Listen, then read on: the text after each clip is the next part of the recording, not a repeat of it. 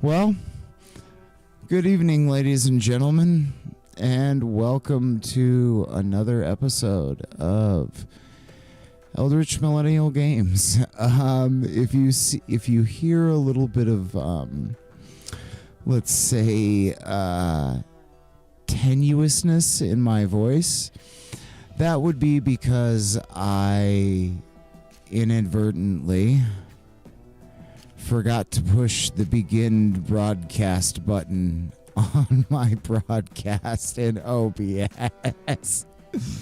So, excuse me.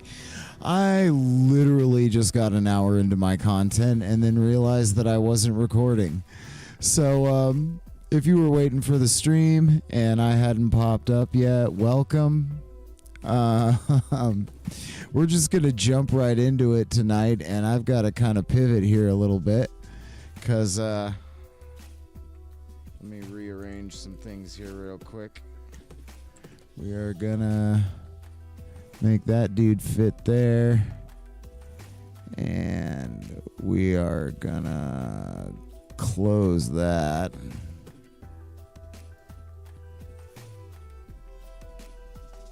Got to get my windows back on.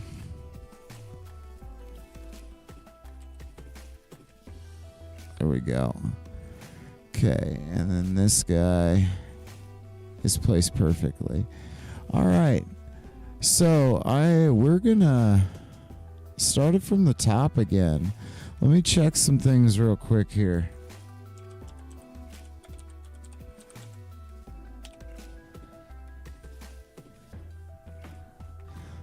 Boom, and chat's working.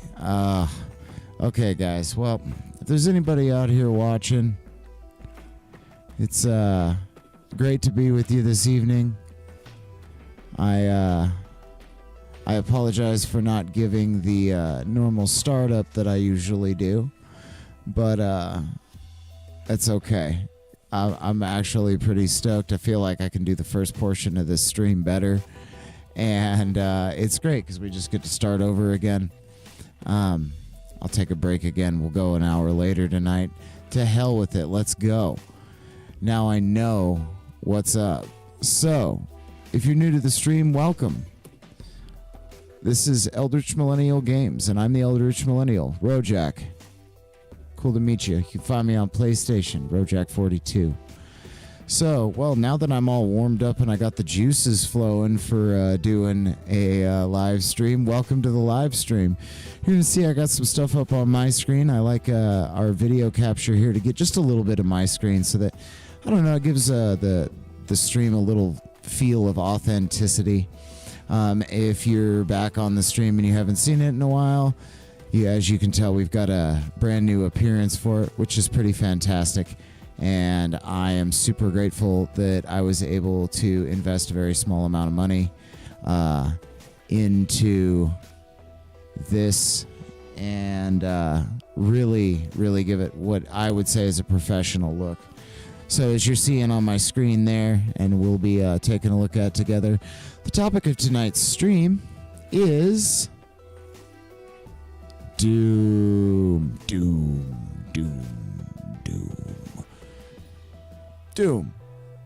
That popped up almost at the perfect time. That was beautiful. But Doom. We're looking at the very first. Released on April 30th, 1993. For context, at that time, now check out that gray. You see that gray? For context, when this game came out, I was 5 years old. I was in kindergarten. It was originally released for the DOS operating system. Yeah, you read that right, DOS. So if you're old school like me, you'll know what DOS is. If you're not, YouTube it.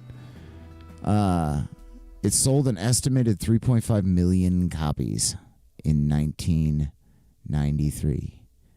There was a joke that I heard told in a documentary that I was watching about this, where they said that at one point there were more computers that had Doom installed on them than had Windows installed on them. So just Sink your teeth into that for a second. And in addition to that, or in comparison, in our modern day, at the time of writing my script for this stream, the OG first person, or the most recent first person shooter of note to me, which was Black Ops 6, had sold 500 million copies. So the difference between 3.2 and 500 million is a factor of 156. I bring that up because I like to contextualize the difference in gamer base. The size of the amount of gamers today versus 1993 when comparing two first-person shooters. Now, this is not, quantitative data. This is just for context and reference. But 156 times the amount of gamers. That's incredible. Gaming has exploded. And that's just a measure of 2 games. We're not even scratching the surface of all the different genres. Speaking of genres, that's what we're going to be talking about tonight, specifically as it pertains to Doom in this first section, is first-person shooters. And Doom is the OG first-person shooter. So, now that I've got all that introductions and all that good stuff done, we're going to mute our stream jams. And we are going to swap over to the glorious, glorious soundtrack that is the original Doom. And we're just going to soak it all in. Yeah, here we go. So, we're going to play a little bit of Doom just to check out. And I really want to go through this too with you guys as like an experience. Because this is very first. OG Doom. Original. We're just gonna take the first episode. We're gonna do it on super easy. I already did this, like I said, because I forgot to hit the begin broadcast button on my stream an hour ago. So I already kind of ran through this first portion of content, which I'm actually really stoked about. I'm looking at it as an opportunity. Instead of getting upset, I can look at this as an opportunity where I got to rehearse the first portion of this stream. And hell, it gave me something more to talk about too and make it a little more interesting while we're going through it. So, original Doom. I'm playing this on the PS5, just the versions that you can get. They are actually free for PlayStation Plus right now, so if you want to play some of the very first Dooms in anticipation for Dark Ages coming out in a couple months, I think it's a great way to do it, and that's why I'm kind of decided to go down this road tonight on the stream. So yeah, and welcome if you're just dropping in. Feel free to chime in if you are a Doom expert, or if you're old like me and you like Doom. I've got some really interesting little factoids about the games in general, which I planned out because I think, much like understanding where you consume in the form of food, understanding where that comes from, and went into it to craft it. I think the same is true for video games. And sometimes understanding fun little quirks about the game and how it was developed and things of that nature. Speaking of which, back to some fun little factoids about Doom. Again, it was my generation's first-person shooter.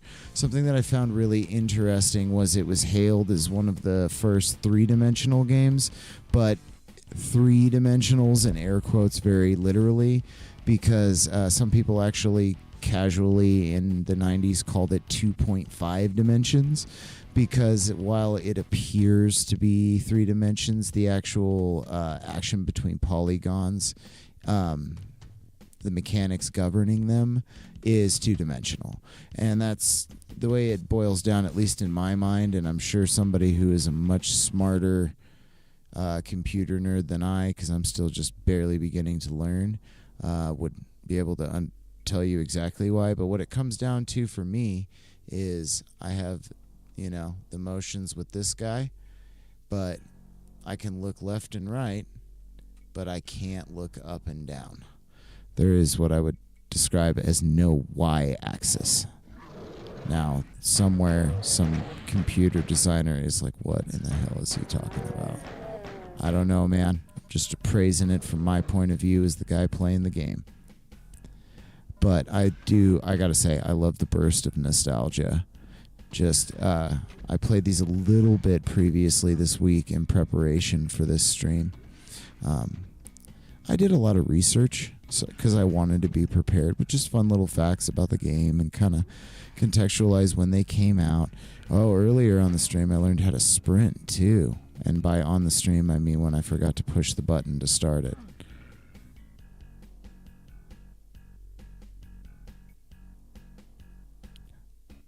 What do you guys think of that bass line? Slapping, right? Is that what the kids say nowadays? Slapping? I think that term should definitely always be used when talking about good bass lines. Oh, I found the red key. Perfect. I have no idea where I'm going to take it, but I'm sure I'll remember eventually. I just played this level. Oh, man, guys. I am not going to lie. I was a little heartbroken when I went to check my stream health when I took a break. I went to check it on YouTube. And lo and behold, it was like, yeah, there's some people waiting for your stream, but it's not up. And I was like, oh, fantastic. I've been sitting here talking to myself, literally just to myself, not even putting it out there for somebody else to hear, just talking to myself. But again, it's a good opportunity to also be thankful for getting to practice my stream and kind of solidify it. And I already feel better about the way I've been able to kind of discuss some of my content so far. I hope you guys are enjoying it. This is, again, look at like retro Doom. I know my thumbnail had a little Lego guy on it. It's not about Legos at all. I just honestly thought it was cute.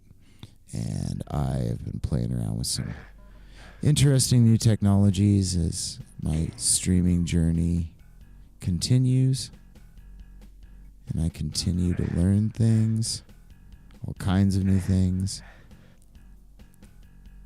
Speaking of DOS, I've been learning the DOS, the system that this was released on.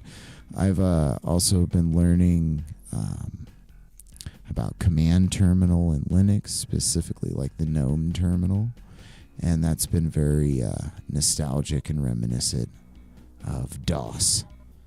And I believe DOS is considered a command line program, I'm pretty sure. Still learning about that. And holy crap, is there a lot of free stuff out there for that. Oh, I knew there was something there. Nice. I picked up a backpack full of ammo. That is a good sign. I still have not found another gun. And you guys, I'm loving this too, because I do believe the first time I ran through this level this evening, I didn't find half of this stuff. I want to say that this level I just kind of blasted through. Didn't really find any cool stuff.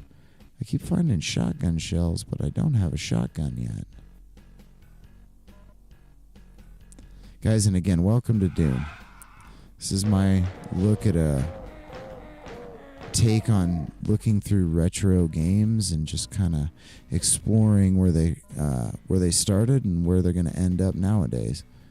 And this evening we're going to go all the way through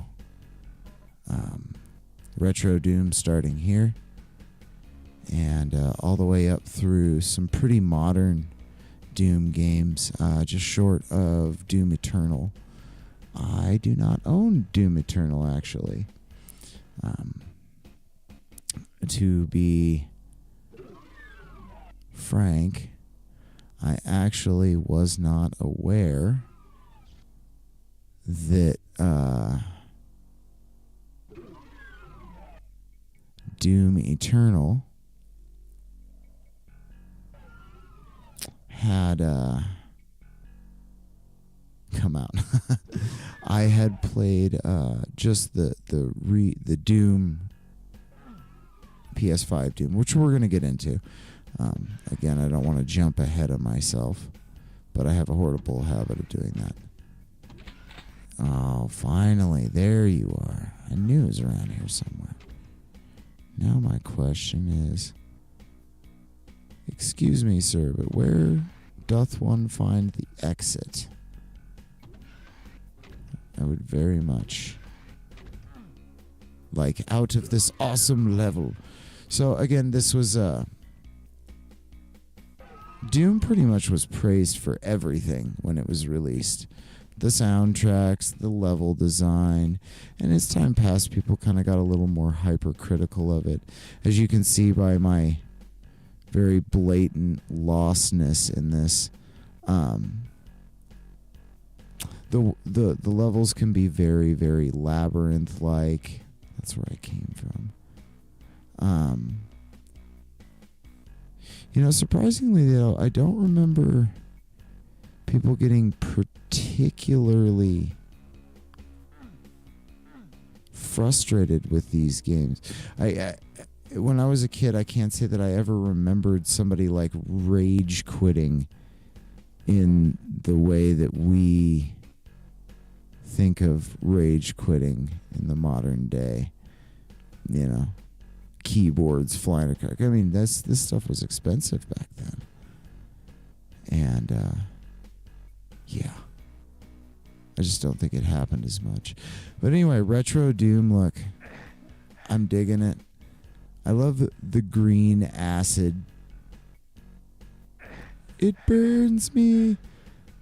As an adult in modern games, I still have issues with walking into anything that's green.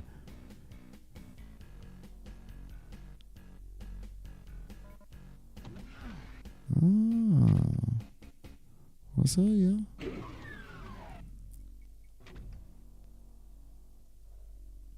Oh.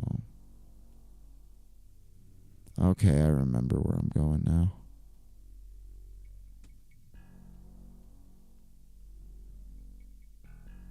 Gotta check everything for secrets.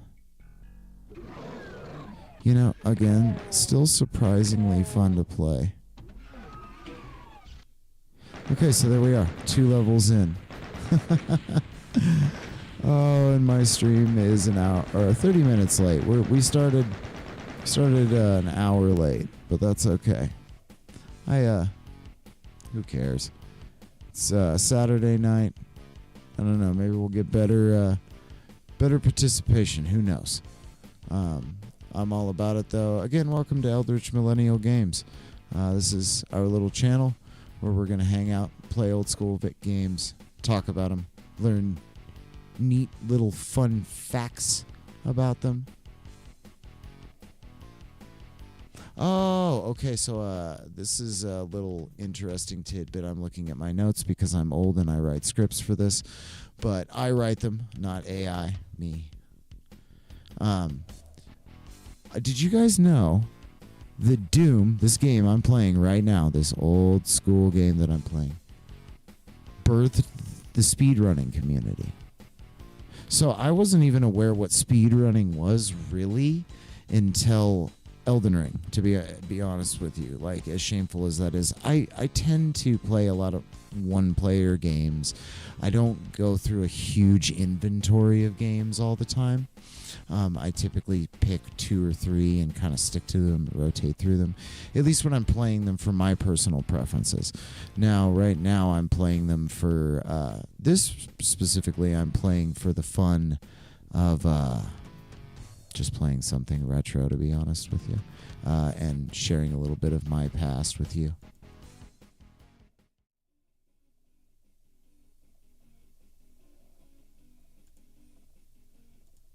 So, and it's really great to get to kind of check those out together too.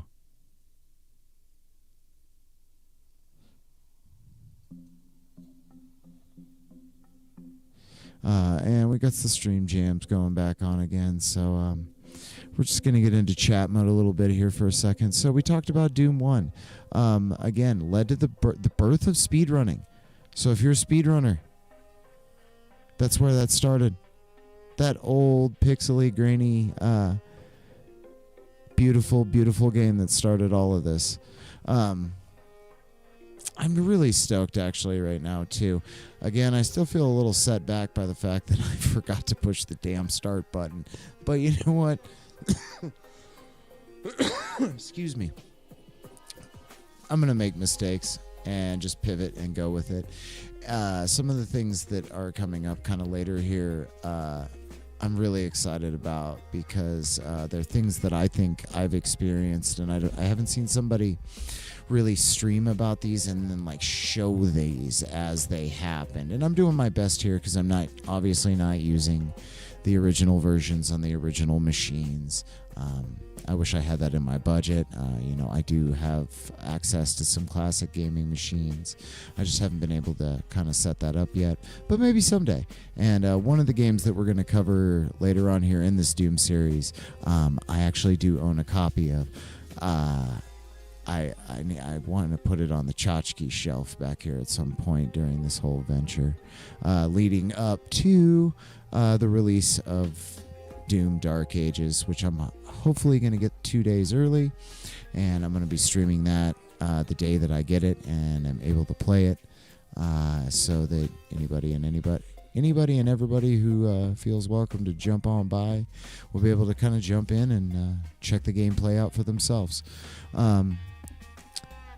Back to where we're starting, which is at the beginning. We just saw some gameplay from the original Doom. So, released, again, April 30th, 1993. I was 5. Doom 2 released in October of 1994. So, about a year later, it was also a DOS exclusive. When it released, 1 more month,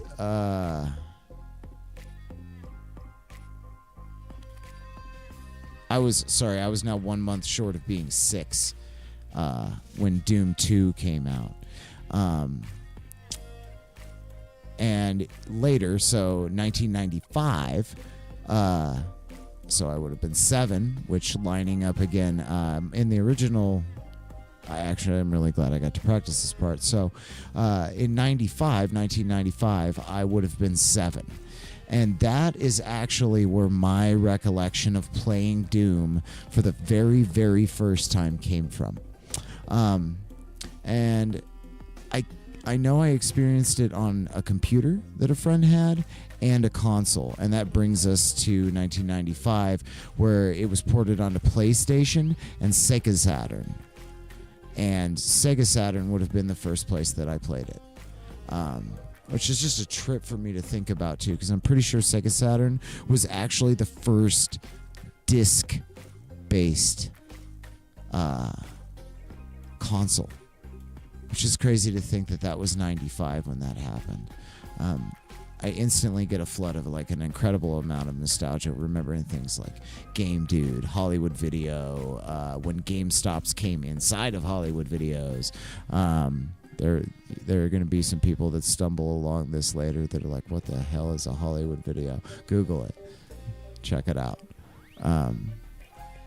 I very much love the era of gaming that I grew up in. So Doom 2 got ported onto PlayStation and Sega Saturn in 95 and 97 respectively. So if I was playing it on Sega Saturn, it would have ultimately been 97, or I may have played it on PlayStation in 95. Again, cut me some slack. I was pretty young. I don't really remember very well. It's still nuts to look back on. At release, it was praised for its larger level design and addition of new weapons like the super shotgun, instantly making me think of Fistful of Boomstick. This is my boomstick. Shop smart. Shop S-smart, people. If you know, you know.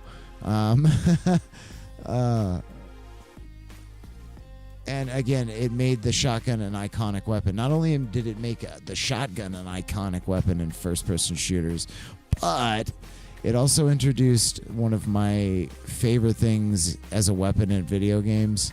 We'll get to that. But it also involves my trade, and that is a chainsaw. Whether it be the Ripper from Fallout, or the chainsaw in Doom, or Gears of War with the Lancer, I believe is what it was called in Gears of War. The rifle with the chainsaw on it. That was my bread and butter. I absolutely loved it. And yeah, just fantastic. So real quick, guys, just to make sure that I'm not talking to myself again, I'm going to go check my stream health real quick.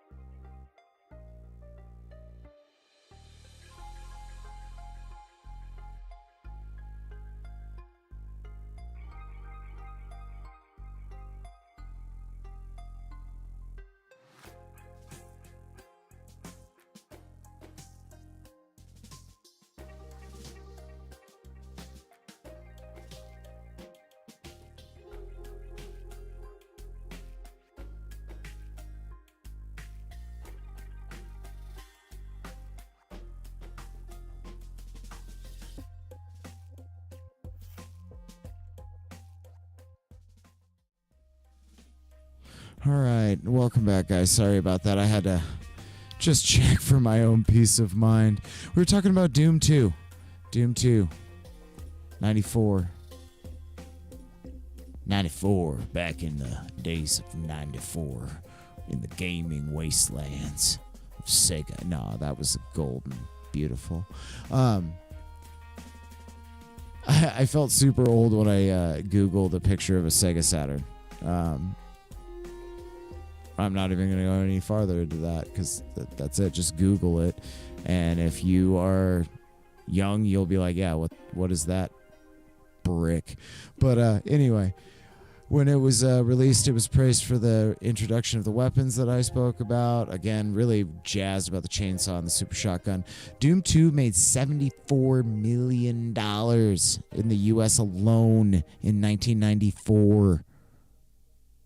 It has literally been hailed as, quote, the greatest game of all time, end quote. That's a pretty big claim.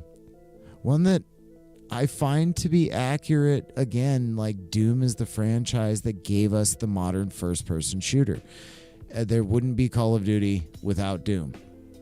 It made the mold, so to speak. Ironically, to most of the modern gaming community, the game had no real graphical or technological improvements over its predecessor, Doom 1. It was, by today's standards, a pretty simple and violently fun to play game. And I'm inclined to agree with that. And we're going to get into a little bit of that too. I got to switch over here. Go into Doom 2, which I got queued up right here. Boom. So we're going to check out a little bit of Doom 2. Just to kind of stay with our storyline. And I love showing these little opening up scenes too. And while we're at it, and I've got a little idle time, we're going to go ahead and switch our audio over to to the original game audio. I really like having some background music while we're talking, but we're here to feature the game. And I love all of it, and it's cheesy goodness. And I have some really interesting facts, too, about the sound design of these games that we'll get into later. But it has more to do with kind of some late stage things.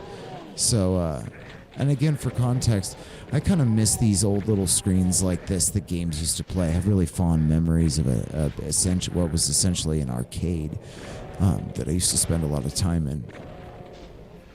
I would walk in and they had a bunch of different... it wasn't...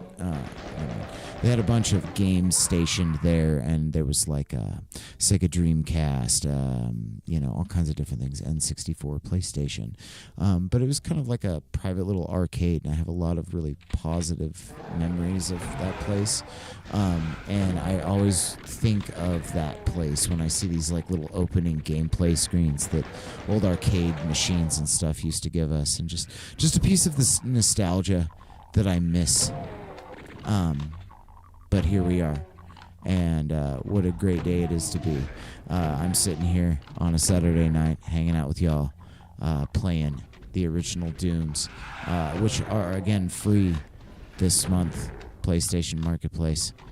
Go get them and play them and check out the history and where they started, leading all the way up to Doom Dark Ages, which hopefully I'm going to be doing pre-order of and get it 2 days early, so that I can stream it the day it comes out, like release day, and maybe bring it to a couple people who want to check out the gameplay and chill a little bit, and that'd be pretty sweet. For the record, though, this game was released in '94. The first Call of Duty would not be released until 2003, 9 years later, for comparison.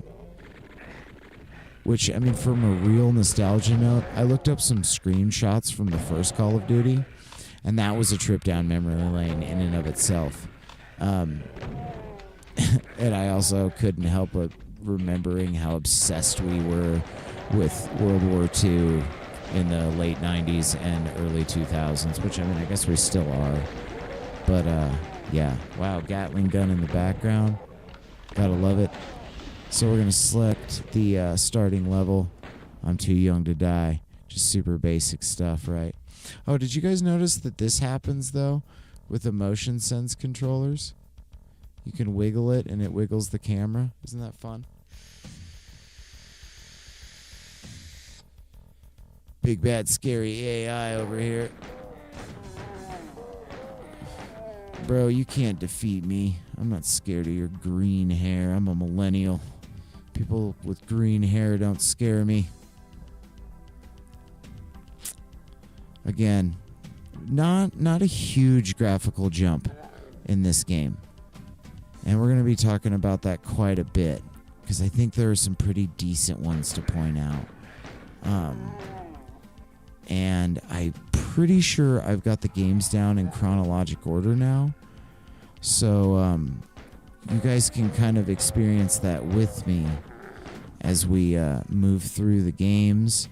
You kind of get to experience what it was like to see games evolve from somebody who's my age's perspective. I'm pretty sure that's the level exit. And again, like, this was definitely my first experience with games, was very much these kind of visuals. It really is super nostalgic to kind of look back on this. Again, on a side note, as we're kind of running through here, I hope you guys like the new appearance of the channel. Our chat screen and all that. I invested through an Etsy shop, which I felt good about, investing in somebody's design time. And it really did give me what I feel like is a very polished look. I was able to incorporate some of my logos kind of into the backgrounds and stuff, and you guys can spot those. They're fun. Shouldn't be too hard to search for, but let me know what you think if you see them. If you like him, if you hate him, whatever. I'll take all the attention I can get right now. Just kidding. I have 0% armor. You make me sad. But I learned how to sprint.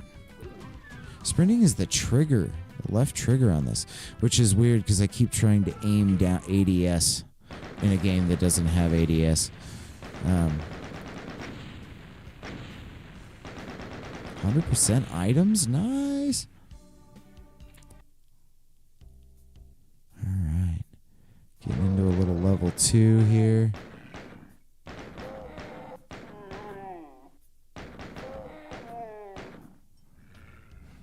Again, I wasn't super into these games when they were coming out. I was a little actually before my time, believe it or not, even with all the gray.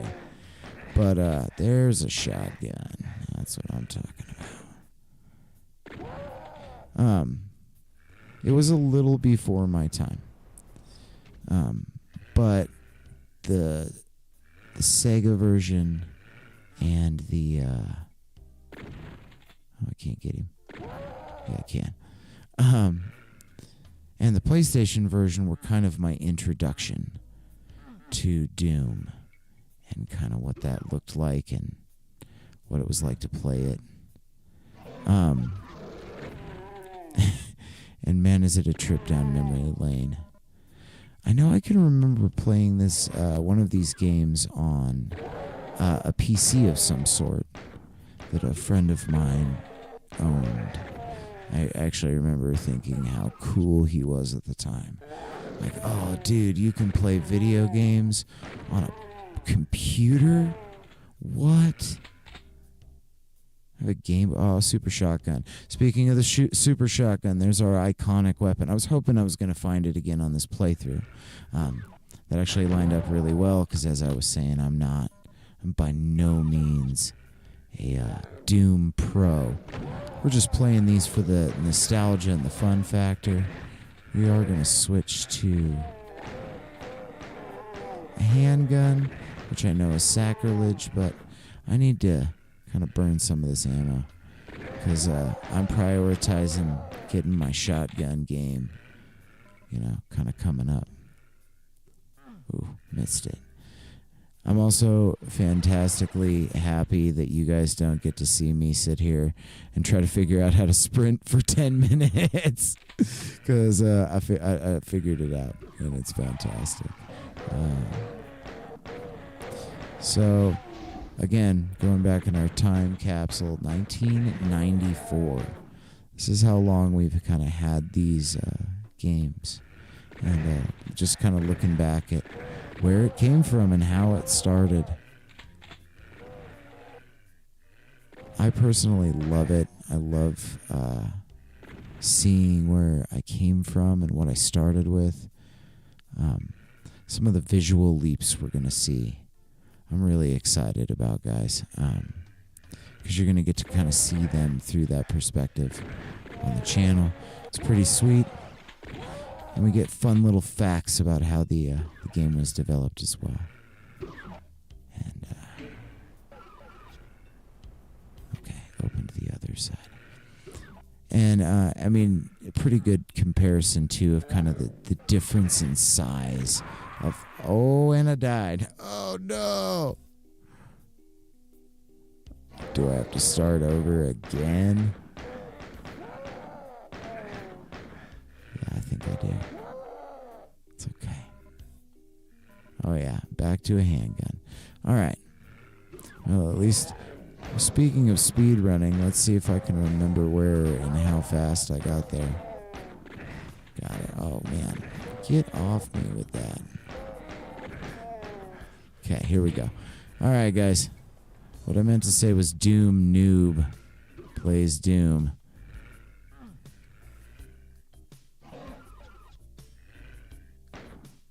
Oh, man. Hey, now. I like how the human beings roar. Well, they look like human beings, even though they're like the undead. Oh, crap.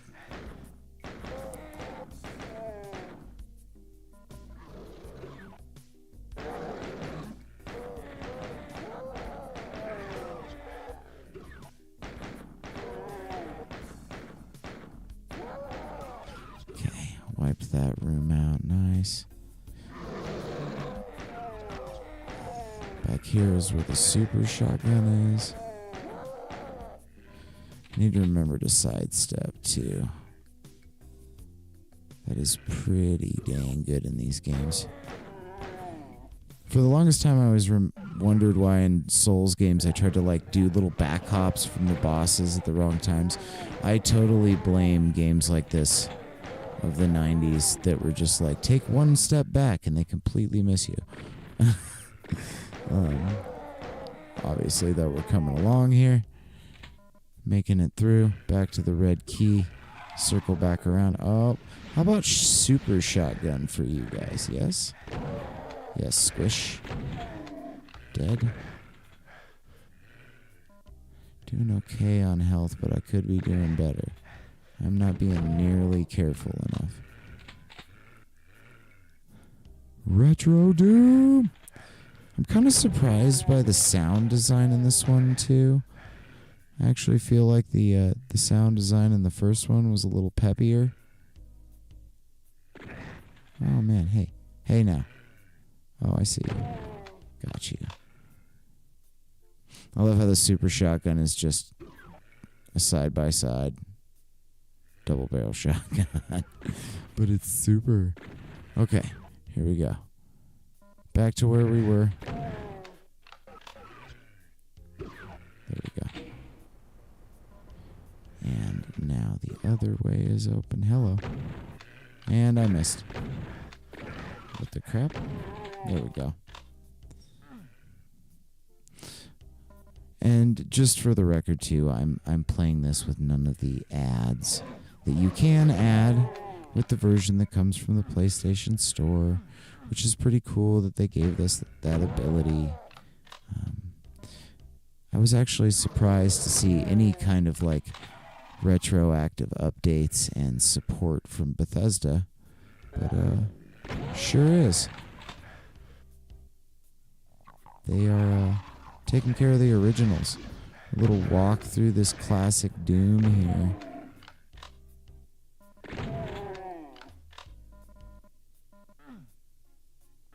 I need a blue key to open that door. Where, oh where will I find a blue key? Must be right there. Man, the super shotgun makes everything so nice in this game. Again, iconic weapon. Super shotgun slaps demons in the face. Oh, look. Kaboom. Kaboom. And boom, there you guys have it. 2 levels in Doom. And the first Doom, 43 minutes. I feel pretty good about that, including talk time. So, yeah, and now that we actually have the stream live, welcome. And, again, I'm your host, Rojak. It's fantastic to be here playing Retro Doom. 9 years before the first Call of Duty. 9 years. And we got our Doom 1 and Doom 2. So the next in line, and this is kind of where I left off in when I thought I was starting my stream, and I hadn't. And I'm actually really stoked to be getting back to that. So we're going to switch over to chatting for a second and go from there as I kind of switch.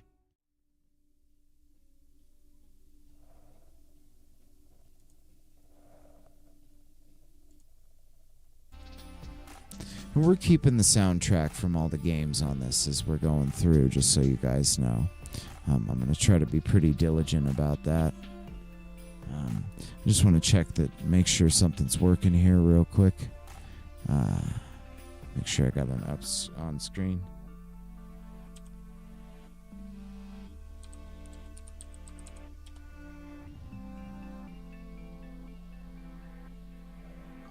Excellent. So my chat is working.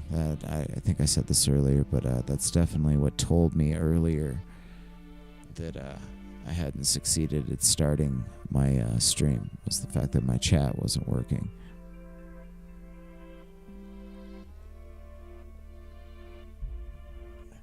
And we're going to follow the same order that we did earlier. We're a little ahead of schedule, about 15 minutes ahead of schedule for the time block I have. So that's pretty excellent. I'm down to go an hour later because my viewers usually pick up towards the end of my stream. So that's pretty awesome. But we're going to be talking about some interesting stuff here. And next we're on to Doom 64. Now, I think that this may have been the first Doom I really played on my own, of my own volition, and it was largely due to the fact that I had an N64 and a copy of Doom for it. Which, I don't know if any of y'all remember this, but there was a Donkey Kong edition of the N64. It was clear green plastic.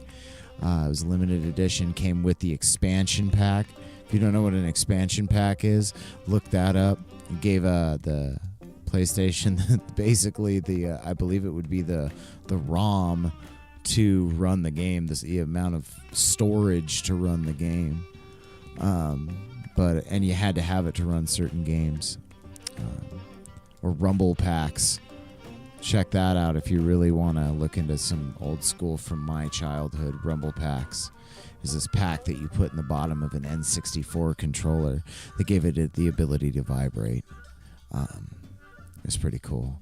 I think I used it for the first game I ever used it for would have been Pokemon Coliseum, which, man, we're just going right down the memory lane here. Like, N64 is really where I hit the scene as a gamer. When I would say I became a gamer. Ocarina of Time and Turok. I really want to do a Turok series and specifically look at Seeds of Evil, because it's just such a near and dear game to my heart. It was probably one of the first like punishingly difficult games that I think I ever played of my own volition. But that's another story for another time. So Doom 64, when I was checking this out pre-stream, just to kind of familiarize myself a little bit with it and kind of look at what I was getting into, because I hadn't looked at it in probably a better part of 20 years. I was super, oh crap. I just realized that I forgot to turn off my stream music in the background, so I apologize if anybody dropped in and it was all doubled up and really bad. Crap. I guess that's the great fundamental of having a stream, is you got to figure it all out. But anyway, we're running into some challenges tonight. We're conquering said challenges and moving on. So, glad to be live today. Glad to be able to stream. I'm pretty grateful for the setup I have. I think it looks really nice. You guys like my tchotchke shelf? By all means, if you jump in the chat, you see that. You got any questions about my tchotchkes? Ask me. I'm here for it. But so back to the N64.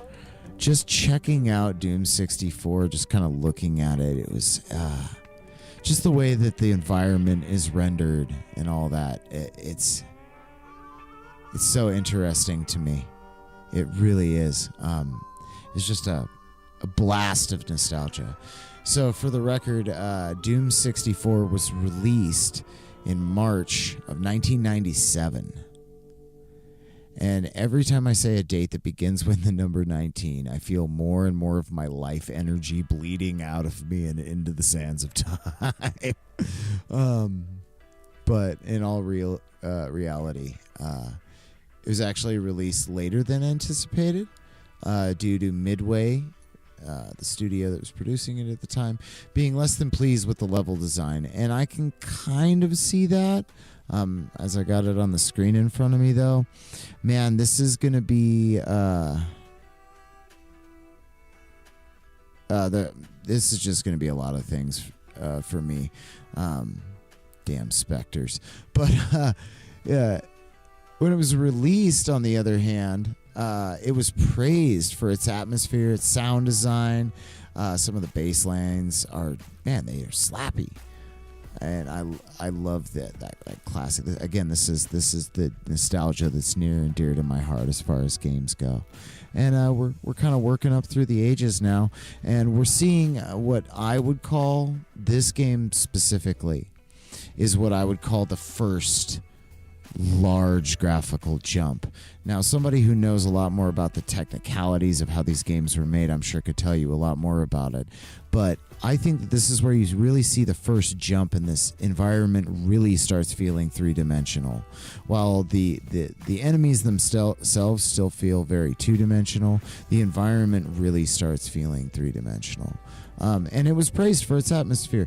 It also received some criticism, but as for the most part, it felt like they said that it felt like another port of the original Doom, which, looking at it right now, I can kind of see that, but man, is it a cleaned up version of it. It is just so much more aesthetically pleasing. And you'll see that on screen here in a second when we get to that. But surprisingly, I was in peak of my N64 days. I was far more into like Ocarina of Time and Turok, which I mentioned earlier, than I was Doom. I did have a copy of this game. I believe I still do. But it wasn't my game of choice at this point. But it's great, though. I love that, actually. Because now as an adult, I'm kind of coming back to it, and I'm looking at it, and I'm like, what? You're kidding me. This is fantastic. It just reminds me, like, I get visuals of the TV that I used to play my N64 on, and it was just a mountain, like the size of a refrigerator, damn near. A very short refrigerator. So without further ado, we're going to get to some of this gameplay, and of course we're going to start with the best, which is the opening gameplay scene that it seemed all games at that point in time had.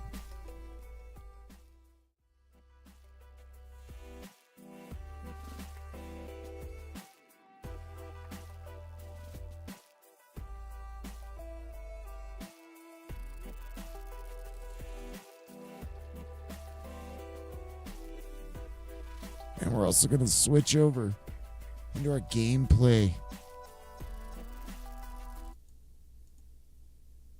Audio.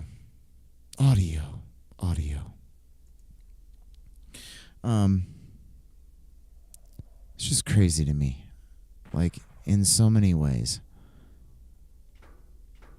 And okay, so let's just talk about this a little bit though. From this loading screen, like when I first loaded this game up, and again, the last time I played Doom 64 was probably 20 years ago, before I loaded this up. I loaded this sucker up, and this initial entry screen, it doesn't look all that different.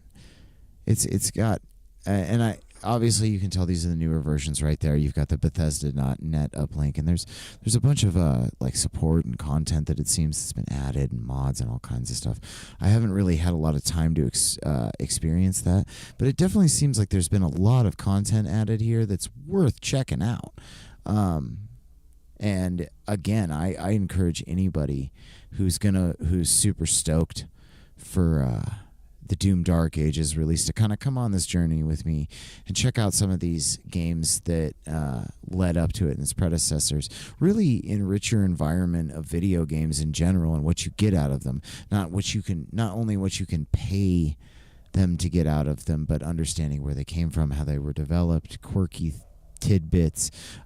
Again, I think I forgot to mention it at the beginning of this go around, but most of my information for this comes from the wiki on Doom, so I don't claim any intellectual rights to any of these fun little facts that I'm giving you. These are merely for entertainment purposes and me kind of building my own content and looking at what I want to talk about as far as video games go. And I'm very interested in little quirky little facts and sound design and kind of sharing those with you on my gameplay. So let's get into the new game. We're gonna go with Be Gentle. Be gentle with me. It's my first time in 20 years. So instantly you can see a pretty big difference in the way that the hand is rendered. There is like a shadow on it. Like, that's not completely different. It doesn't change, but these boxes seem to have a lot more depth to them, and just a very different environment. This is like where my nostalgia really kicks in. Oh, I got berserk. I need to go punch something. Getting all kinds of stuff in this first room. But, oh, what's that, dog? Oh, no. Oh, I'm out of berserk. Here we go. Okay, so now we have a kind of linear list for the weapon rotation, too. We're going to go ahead and rock the shotgun just for brevity's sake and kind of making our way through this level. Because I do kind of have an amount of time that I want to dedicate to each game and kind of stick within my stream. We started an hour late, so my wife is going to be like, what are you doing in there? And I'm going to be like, I love you, babe. She's actually usually my biggest fan and usually one of the people watching my stream. So, but it's also a very special person's birthday. It's my daughter's birthday today, so happy birthday, Deej. I actually remember this puzzle from ADHD moment, but happy birthday, Deej. Her and my wife are kind of out doing their own thing. So I'm really grateful that they're able to go out and do that while I'm able to stream me playing old school games. It's pretty cool. Oh, secret area, picked up armor, what? But getting back to this, like a very, very different environment. I'm wondering.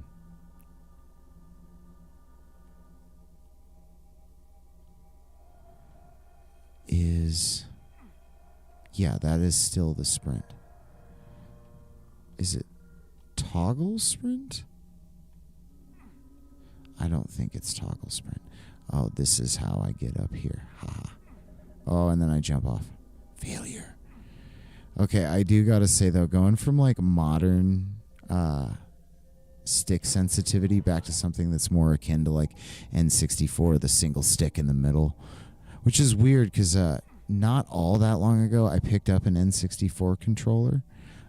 It was in an old box of like, oh, double chainsaw, what's up? Box of like old electronics that somebody was throwing out. And it was interesting to me that it felt just totally normal in my hand. Yeah, we're going to rip and tear. Come here, buddy. Yeah. And I do believe we're just going to check some options really quick here. But I want to make sure that I have the game music on.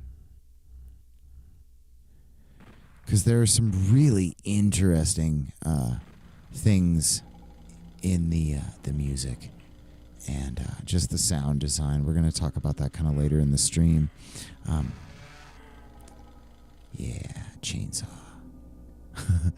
I love chainsaws. It's a pretty huge part of my life, and just kind of looking at them being introduced into games as a weapon. Again, Doom 2 was the original that introduced it, but it's nice to see it in Doom 64 too. And again, this is such a nostalgic thing for me that just the way the environment is built, it reminds me of playing games as a kid. I want to say that Turok and other games were a little more developed than this, which is also awesome. Because I feel like there was actually some pretty big jumps in graphics just on the N64 itself when they released the expansion pack that was able to render more 3D environments and interaction. And we'll kind of be able to see that, the equivalent of that in this Doom journey that we're going to take this little experience through classic Doom. I pushed a button. What did it do? And talk about like plattering. I've talked about that on my stream a little bit. But just how the information is presented to us in the game. Ouch. How we're expected to figure these problems out. I picked up a health bonus. Nice. I do very much see how it was called kind of a remaking of the original Doom.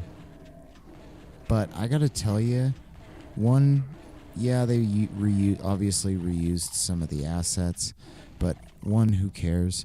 And two, the environment feels a lot better, at least to me, to my familiarity. Oh, that looks like boss territory. Oh, no. And I love this. See, to my knowledge, and I didn't play super far into the other Dooms that we were playing, but I love that this one has, this is the beginning of at least some sort of quest marking. Hey, exit to the levels right here. You had to go through hell and back again. Literally, haha, get it? Because it's Doom. Hell and back again. And everything looks a lot more cohesive. Like, that actually looks like a demon. I can tell that's a demon head instead of some weird, like... I was looking at some of the screenshots from the original ones, and there's demon heads carved into walls, and it looks like a weird pitchfork, kind of.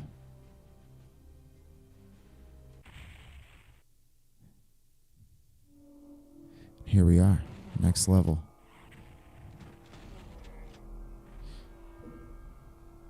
Got a box of shells.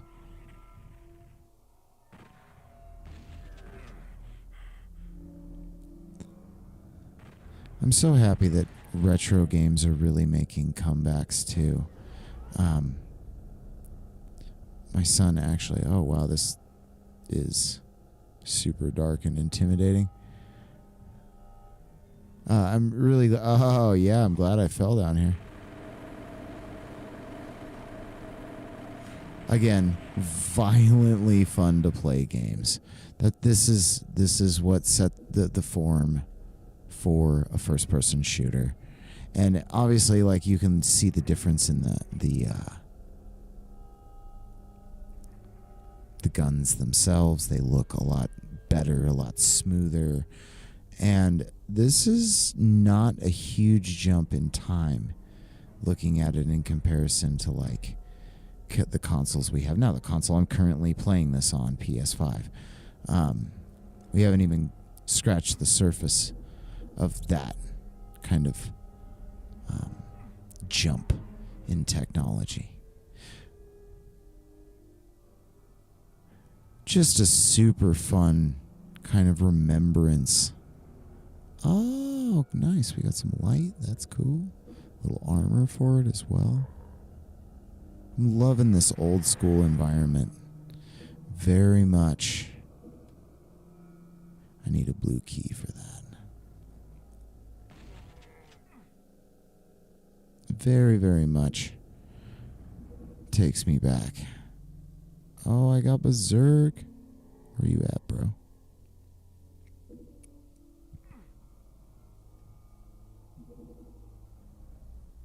Oh, nice light amplification goggles. I forgot that was an item. Don't have a red key either.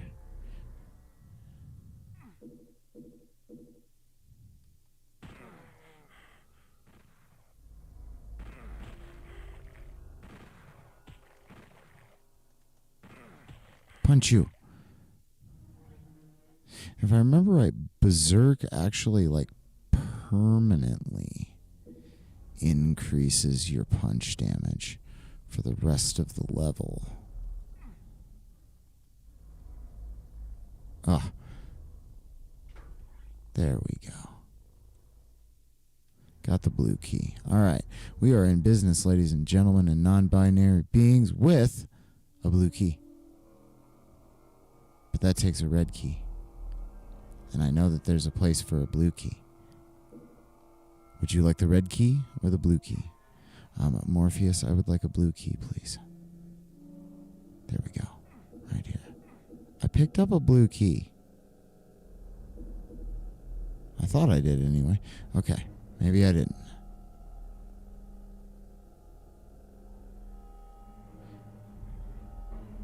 There isn't a jump in this still. Okay, so we're still not to the point of having jump yet in games either.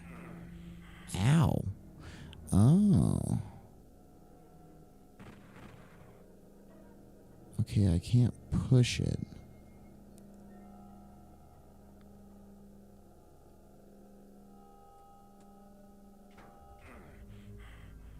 Okay. Okay, bonking myself on the head. Oh, okay. Oh, okay. Got it. I'm gonna kill this guy with a pistol. I feel like the pistol got an upgrade in this as well. I feel like it's a much more feasible weapon.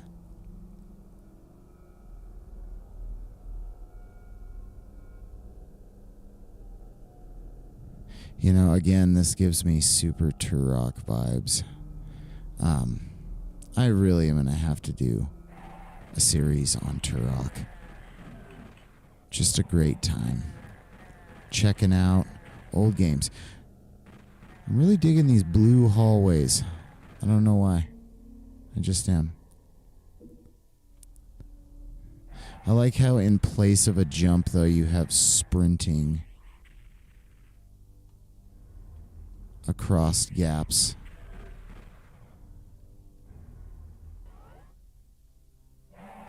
Oh. I'm pretty heavily armed right now, and I'm still doing well with just the pistol. I'm kind of into it. Bunch of rockets. Nice. Wonder if I'm going to get a rocket launcher.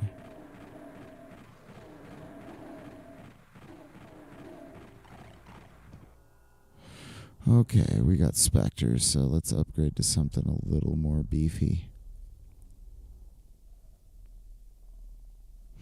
I'm also really digging doing retro games, honestly, on my streaming setup because I can stream them really well. I don't typically get any lost frames. I get good high definition. And it's because the games aren't that demanding. As we go up, though, we're definitely going to be taxing my streaming setup. So I hope you guys enjoy that.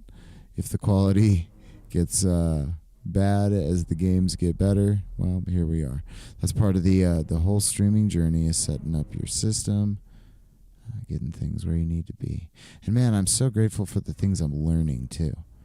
Been diving back into Linux. We were talking about DOS earlier, and using like the GNOME terminal reminds me a lot of that. Just anything in the command line.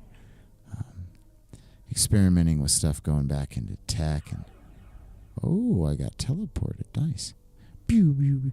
How'd you guys like that that super retro teleport sound? Pew, pew, pew, pew, pew. I thought it was pretty good. Another teleporter. Oh, that's no bueno. I'm gonna die. Oh, I'm not gonna die. We're good. I imagine if I was on a more difficult setting, I probably would have got smushed.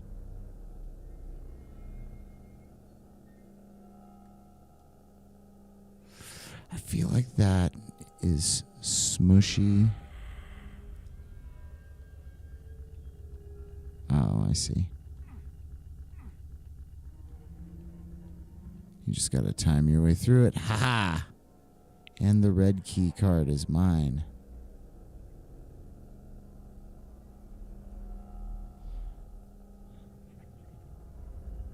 This is just a hoot. Ouch.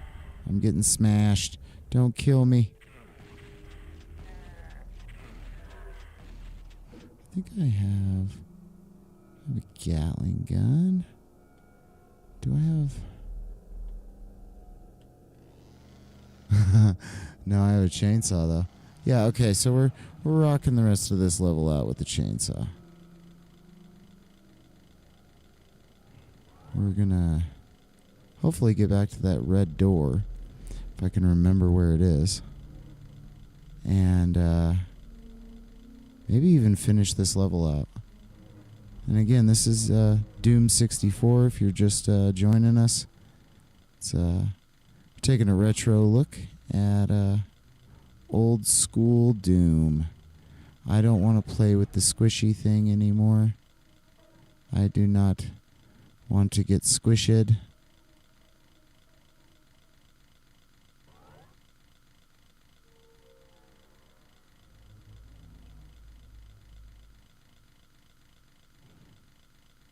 Oh, nice. Didn't notice that there was a hole in the fence there.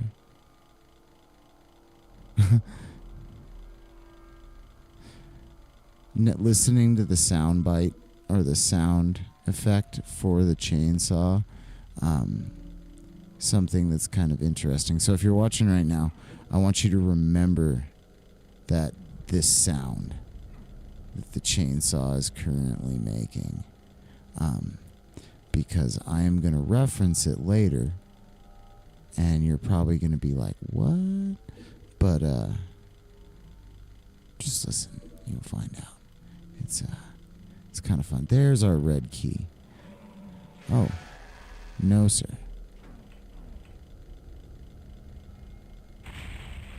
Whoa.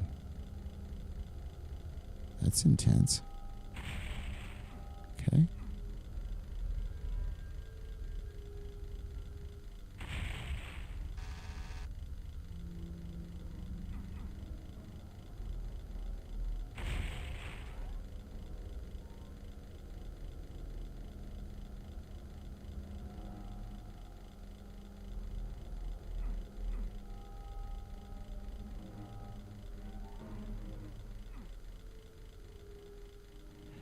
I wonder what turning that on did.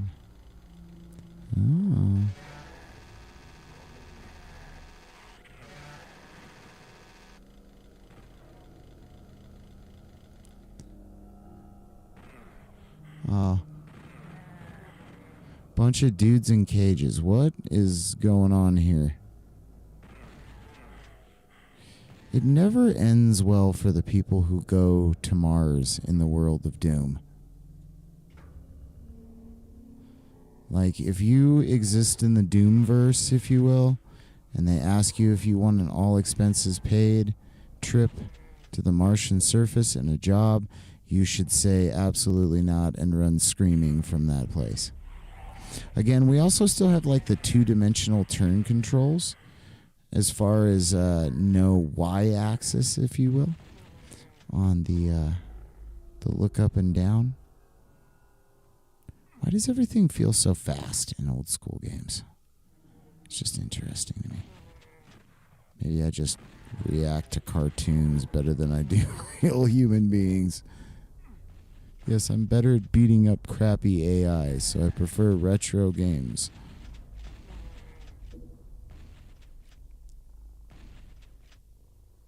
Excuse me, sir.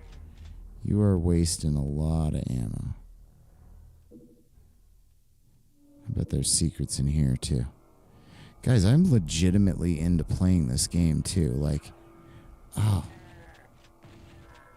I mentioned earlier,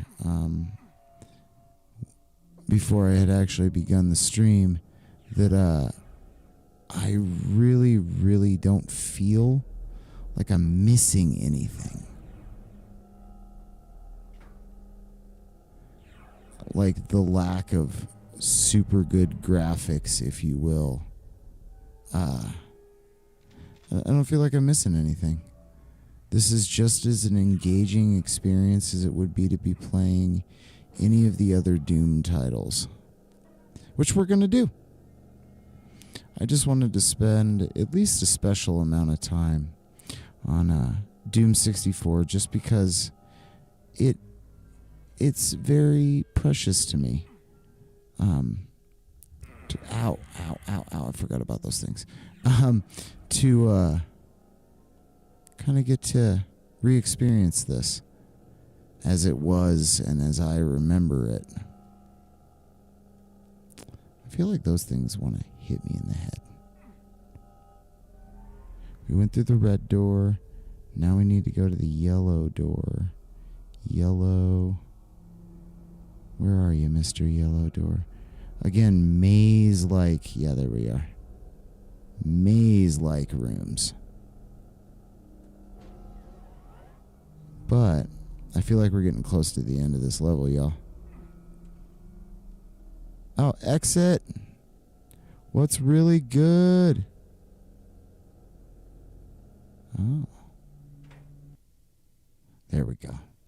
So again, welcome to the Retro Doom Tour. Now, we've gone through, so just to kind of recap, we've played Doom 1 and Doom 2. Both were developed by ID Studios. Just kind of going to drop that in there for DOS. Now we're on Doom 64, which was developed by Midway for ID. And we've kind of checked those out on the stream and taken a look at some of this gameplay and what I would consider the first graphical jump, where we got a very noticeable amount of improvement in the visual aspects of the game, the visual assets. So Doom 3 is, I think, one of the largest jumps, and this was the jump that I experienced as a full-fledged, what I would call, gamer. We're going to get to that in about 10 minutes. I like to take a break about every hour and stretch my legs and do things like that.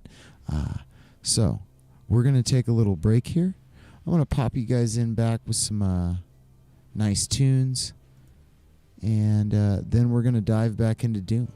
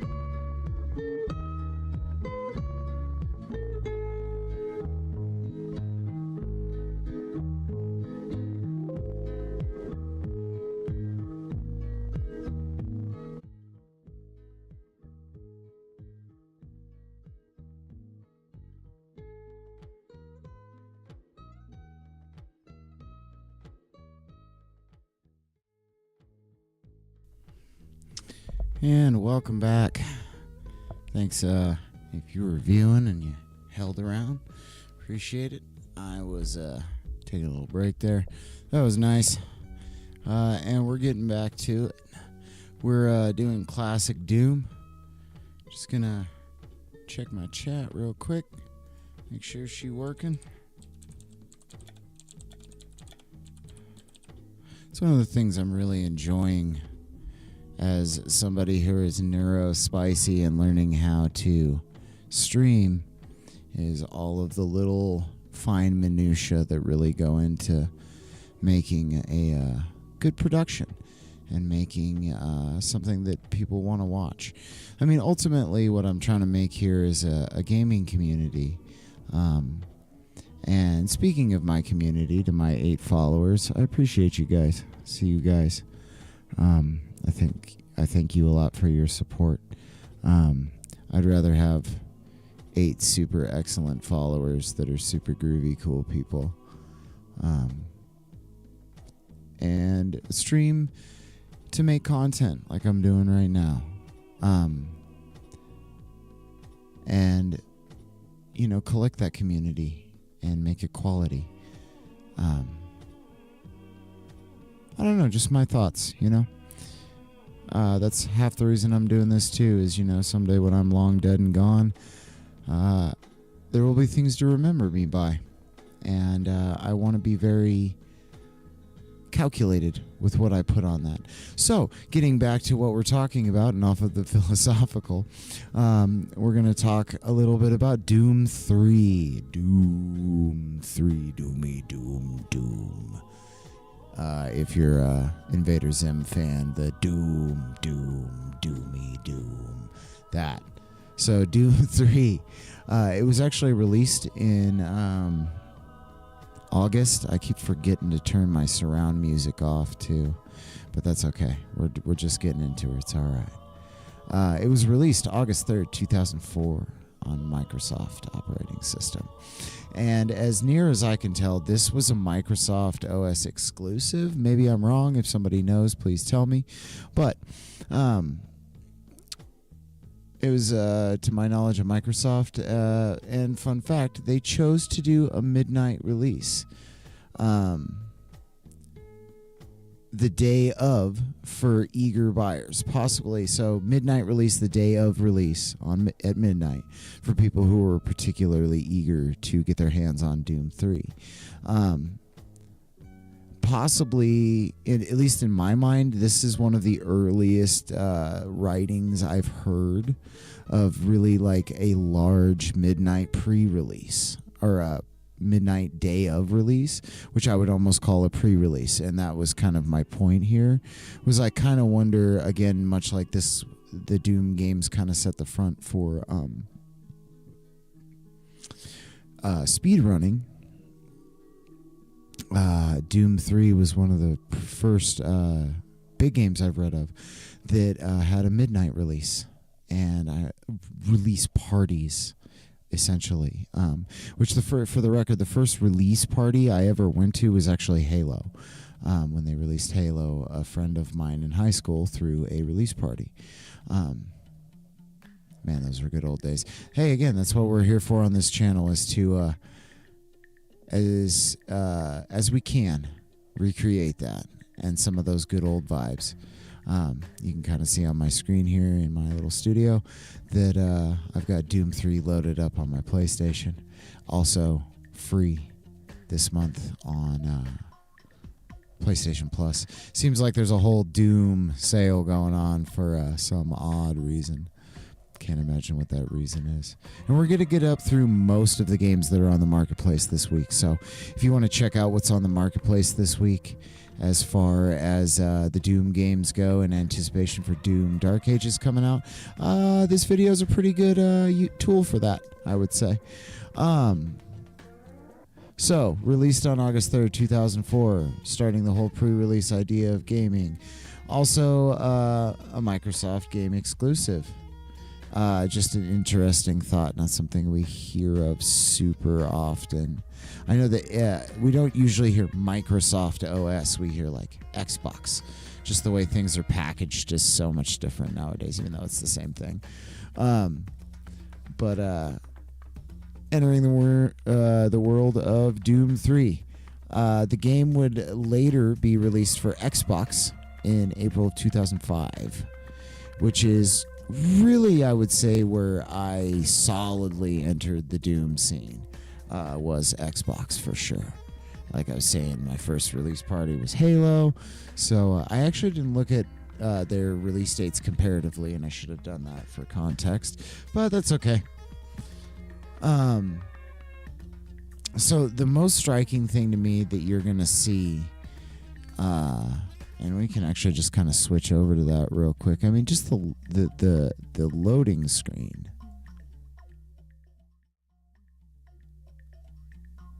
Pretty huge difference in its appearance. Huge difference in its appearance. There's more 3D rotating model. I could go on all day about the fine minutia that is the differences here. But the versus the Doom 64, the graphical jump is huge. And you guys are going to see that more too as I get into the gameplay for it.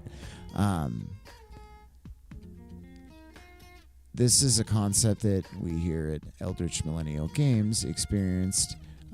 These Eldritch Millennials, as I've coined myself and other people kind of my age that have been around through the real evolution of gaming in my lifetime. I fall somewhere in between gamer grandpa and a Zennial, I think, or whatever we're on now, Gen Alpha. But we really saw a change in graphics that I don't think people who are 10 years younger than me really realize. And this game in particularly is going to show that graphical jump. So remember the N64, and if you need to, back the video up a little bit and check out the gameplay that I've done so far. And then we're going to take a look at this. So those of us that were born in the year...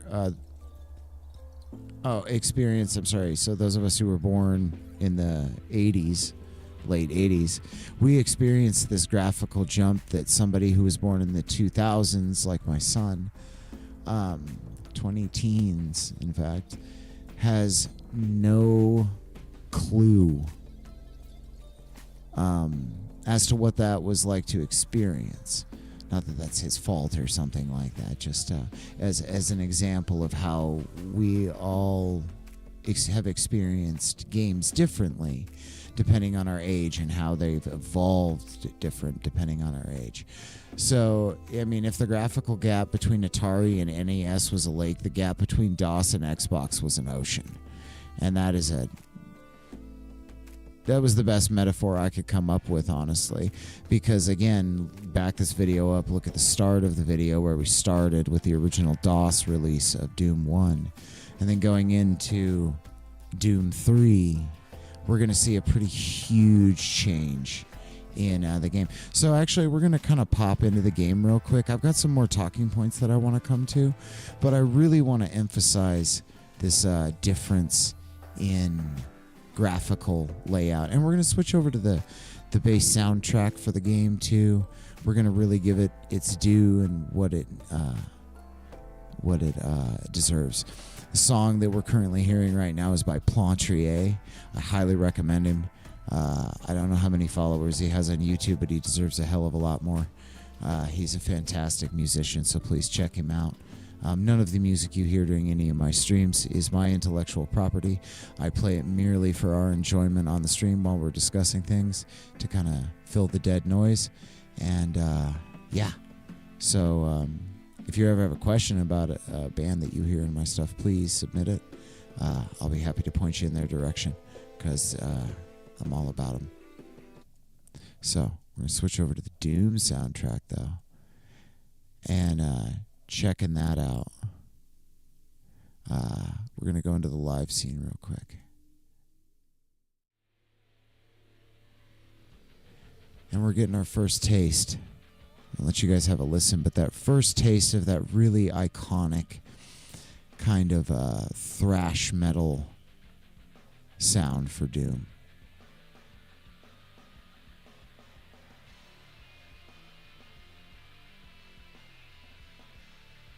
Yeah. So we've officially crossed into the world of Metal Slayer. I think anyway. So and to contextualize this too, like the difference between the old Doom one that we started with and like Xbox, to me when I was growing up, that graphical jump was mind blowing. So for me, it would have been between Nintendo 64 and Xbox/PlayStation, and absolutely blew my wig off. And I had to pick it back up off the ground until I lost all my hair and put it back on. I think that's actually what happened. That's what I'm going to blame it on from now on. Is it was the graphical jump of the video games in the early 2000s. But literally blew my mind. So let's check a little bit of this graphical jump out. I mean, the start menu again is already pretty telling. And again, we've got some Bethesda integration here that looks like is incorporated through the PlayStation Store and whatnot. And that's great. I like that they're continuing some support for these older games so that people can go back and experience them, because there's going to be more and more interest in it as more Doom games release. I would say more people are going to be curious about, like, hey, where do these games come from? So we're going to start a new game, and I want to check out, because I do believe that, and it comes with the DLC and all that good stuff, which is nice. We talk about the DLCs a little bit. So it's interesting to me that even circa 2004, actually, DLC and extra paid content were beginning to gain traction. As you can see, Resurrection of Evil and Lost Missions are the DLC for this, that come now included with it, which is sweet. It was also kind of the introduction to the idea of DLC responding to what the needs of the gaming community itself wanted. So I would say that this was kind of paving the way, or the inception for the ideas that made like rolling DLC release games like Arrowhead's Helldivers 2 possible. And that's 20 years ago, people, when this came out. So just contextualizing that a little bit. We're going to get into Doom 3, though. We're going to go recruit, because I'm just a little baby Doom 3 player.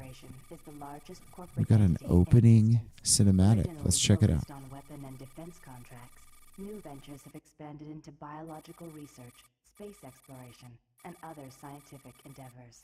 With unlimited funds and the ability to engage in research outside of moral and legal obligations, the UAC controls the most advanced technology ever conceived.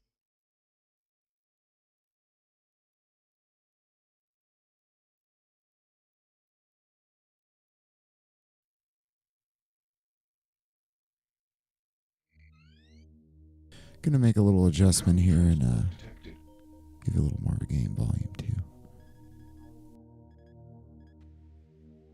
Mars approach, Dark Star with you, 07063, passing through 38,000. Roger, Dark Star. Descend to 2000, set speed, contact ground on 26972. Roger that, tower. We have them on radar, sir. They'll be landing in a few moments. Excellent. See that Counselor Swan is sent directly to me. Yes, sir. Tower, Dark Star on final.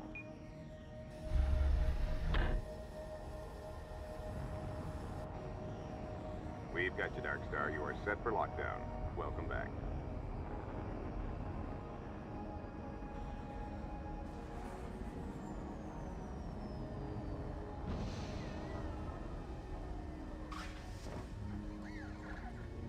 I can't believe it's come to this. I didn't want to come here. He left you no choice. True, but this is the last time.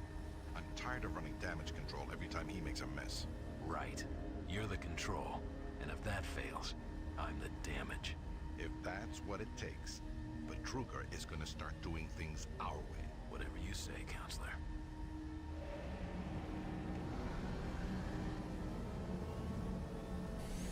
All right, guys. So a couple things I really want to comment on, just as we're kind of getting started in this game, is first of all, we really have a true first-person perspective here too. I like that little cinematic introduction in through the back of this the PC's skull. That kind of very much is like, yes, you are looking through their eyes. We have a very true three-dimensional environment. We have up and down look now. So this is the first Doom I've played in this series of games so far, where we've had, for all intents and purposes, what I would call a Y-axis to look up and down. And the texture jump, I mean, everything graphically is massive. Back this video up and look at it. To expand on the lore and stuff a little bit from that beginning cinematic that we saw too, Doom 3 was the first reboot of the Doom series, or the Doom franchise, ignoring the canon from the previous games and charting its own course as far as the story lore went. It also diverged from the previous titles by introducing a multiplayer aspect. So we're now into the realm of online multiplayer with Doom.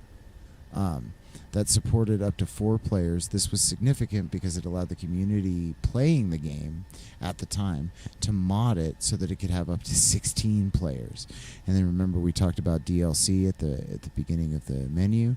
Activision and ID Software would later release the Resurrection of Evil DLC, which ups part of that DLC upped the max lobby size to 8, which is still funny to me that the gaming community did it first through a mod, which I think is a pretty common thing that happens these days. So let's have a little fun with it and see what's going on here.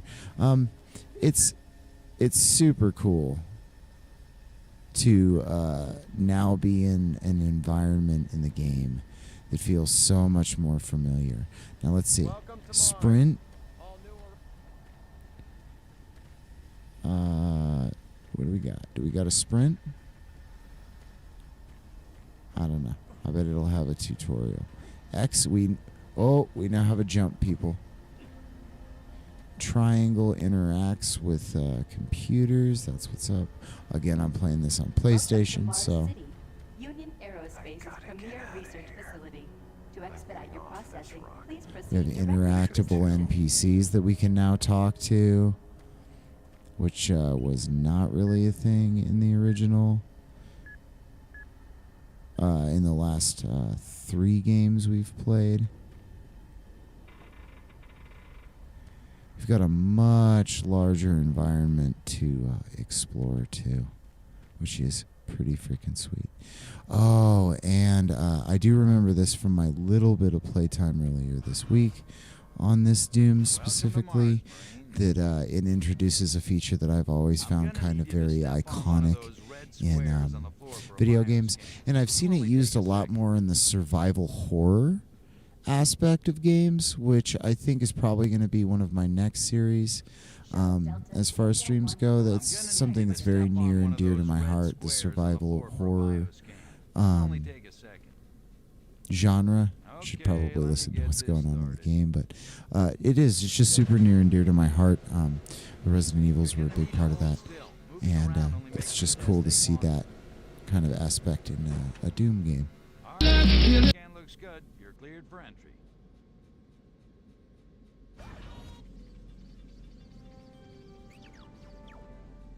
On behalf of the UAC,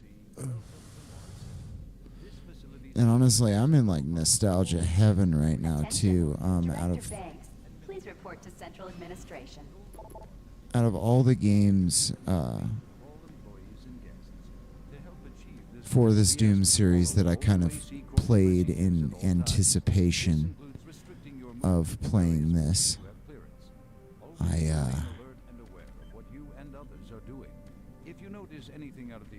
I really enjoyed this one.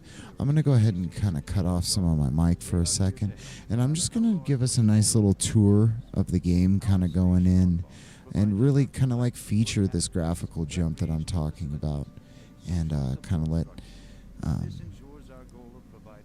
you, the audience, kind of soak in the difference too from previous. Again, if you want to experience, if you're jumping into the stream at any point and you want to kind of experience this time jump back, pause it, whatever, jump back 10, 15 minutes, an hour, jump through a couple chop sections of it, and kind of really check out these jumps in gaming, because it's just so cool to me.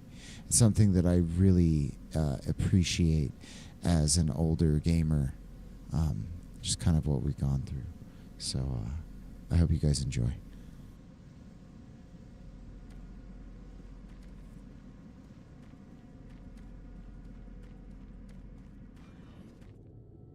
Welcome to Mars. First time? You can just leave your bag there. I'll have it sent up to your quarters. Okay, there's a few things we need to take care of first. This is your personal data assistant. You'll need this to access all secure areas. If you get clearance for any security zones, it'll download directly. It's important, so don't lose it. I see here that Sergeant Kelly has requested your immediate attention. Head directly to Marine Command. It's just that way. Follow the signs.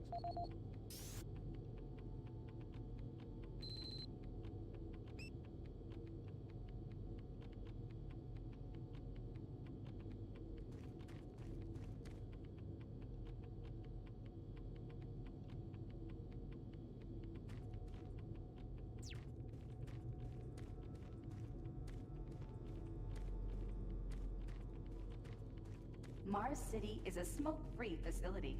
Please smoke only in designated areas. Haven't seen you Thank before. you for your You must be cooperation. with that new detachment coming to check on us.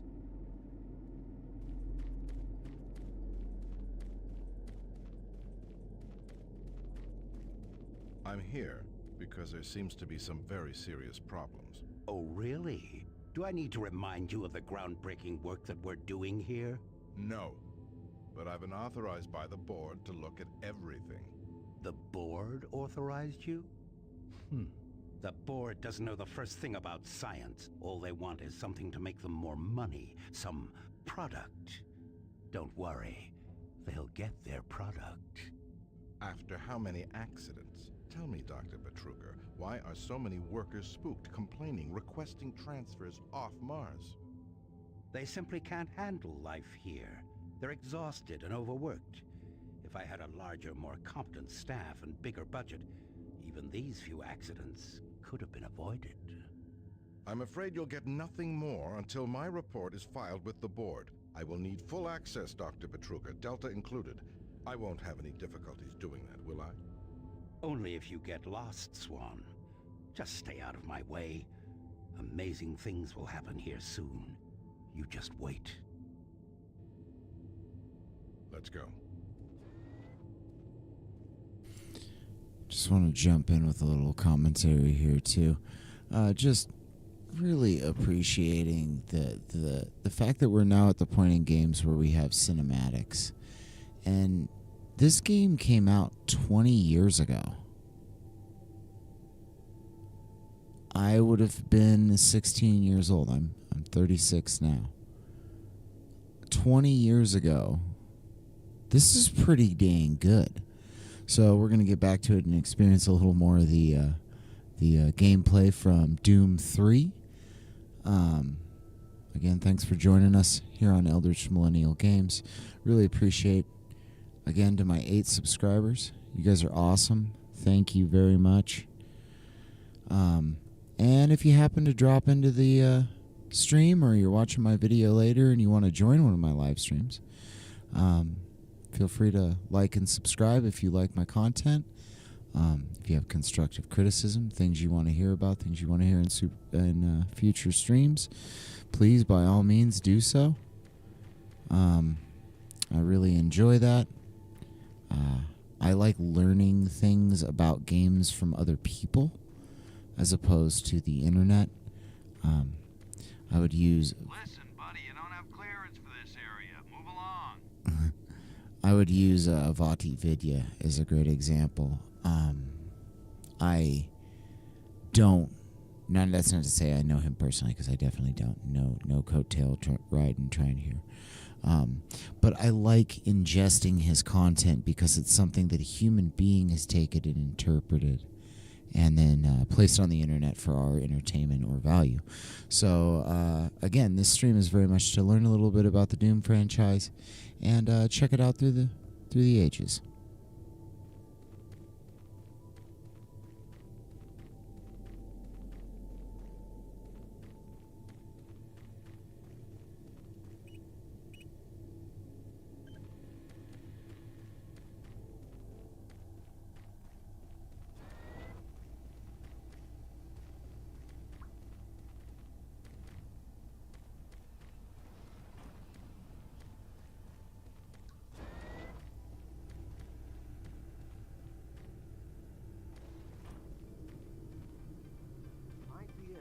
Network, your universe now.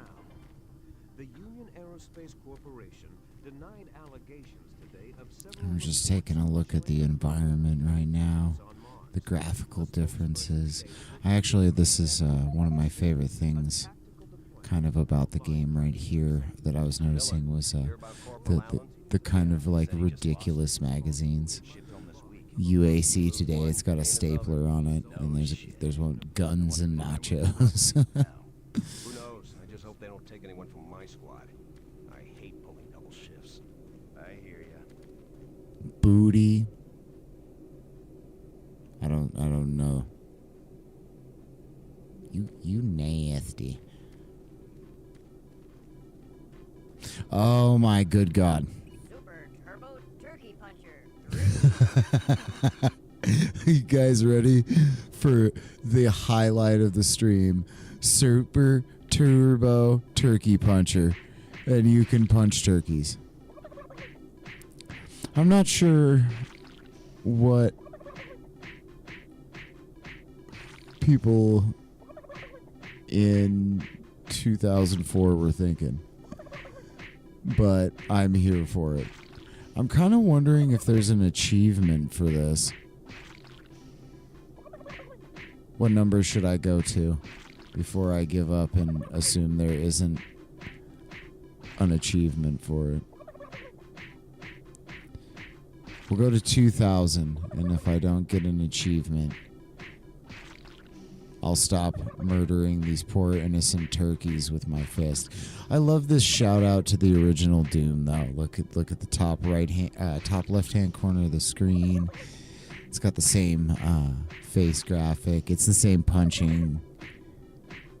Okay, Super Turbo Turkey Puncher complete.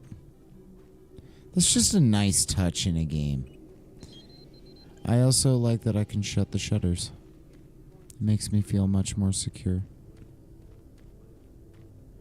We got to the point where environments have like whiteboards on them. Suits arrived too. Weird. The UAC must be worried about something. I hear there's been more accidents in Delta. Accidents? That's good. Is that what they're calling them now?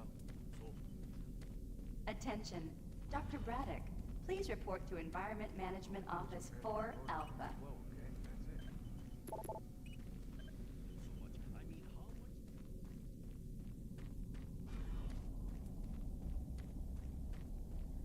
I'm just taking it nice and slow so you guys can kind of see the gameplay.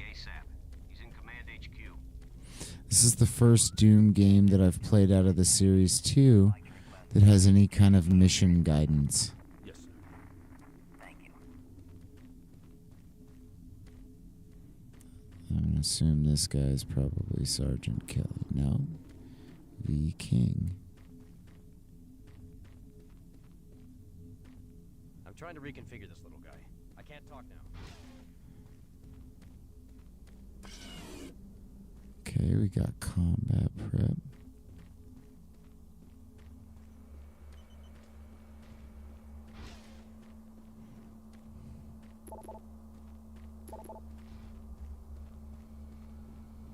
I bet the mission... Whoa.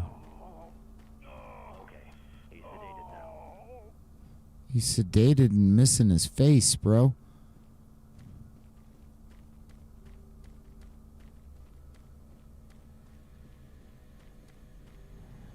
think I'm gonna just go ahead and skip the infirmary. This guy pointed me this way. Maybe it is this guy.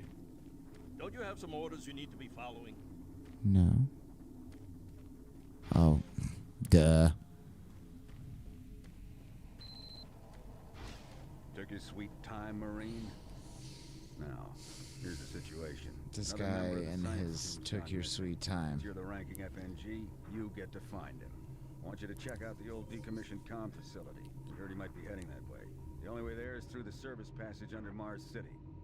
I've programmed this sentry to guide you to the maintenance elevator. I hope you follow the sentry better than you've followed orders so far. You'll pick up some gear at the security checkpoint at the bottom of the elevator. Oh, and when you find him, just bring him back. Do not hurt him. Now move out.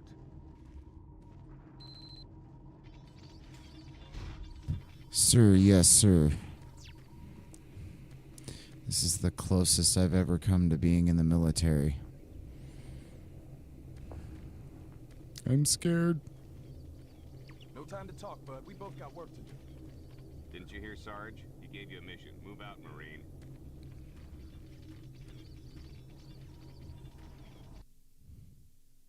Ooh, autosaves. Fancy. Yeah, we're to the autosave portion. I wonder if the original did that. I'm not sure. I guess I shouldn't assume.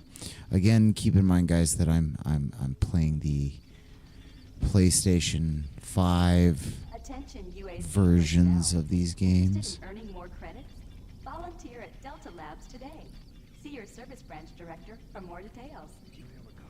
I still don't have. Okay, hold on. Let's see if we, I was going to say, we've definitely got some sort. This is the audio log of maintenance technician Adam Burnett. Oh, I forgot you could do that. Follow the sentry bot. Okay, we're following our little bot friend. I shall call you Reginald. The UAC cares about the quality of life of its employees. Please take advantage of our quality medical care services.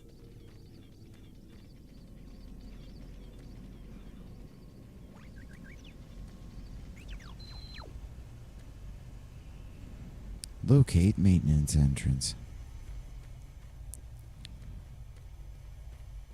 Oh, I remember this.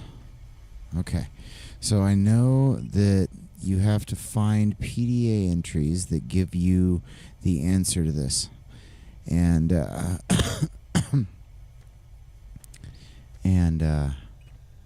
be getting to that shortly. However, you probably just saw me gesture to somebody off camera, but I'm going to go ahead and I'm going to take a little short break here at our 2-hour mark, and we'll get back to our little look at Doom 3 here shortly. So if you're just tuning in and all those good things, thanks for being here. I'll leave you with a little music, and yeah. I will be right back.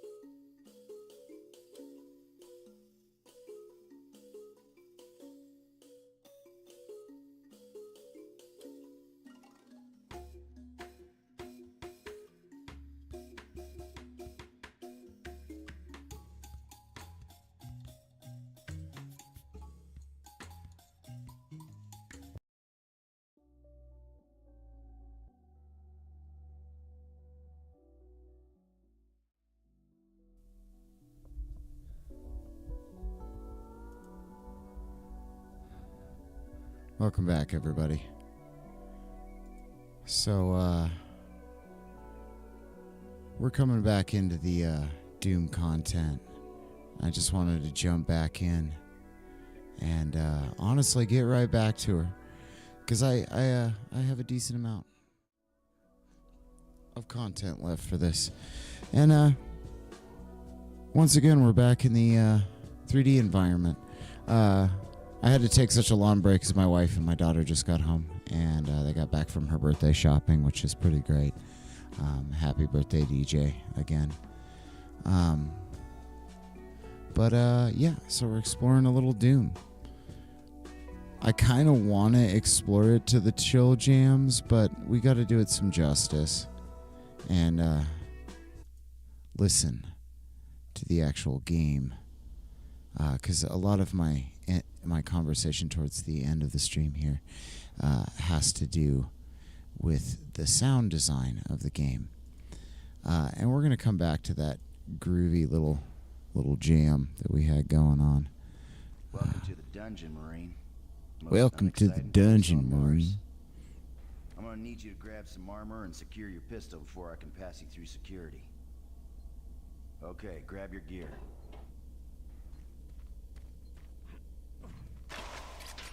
Nice. Okay, so this is what I was talking about earlier before we took a break, that there was a MARSEC radio check. Excellent. Good signal. a mechanic added that's been used in a lot of Sign the decommissioned comm facility. Just follow the main passage through the underground junction, then straight out. I didn't know Marines. Didn't know. Better way to see the Martian surface than to run across it. I didn't know. You're all set. I didn't know. Yeah. Oh my God! Don't get excited and shoot any.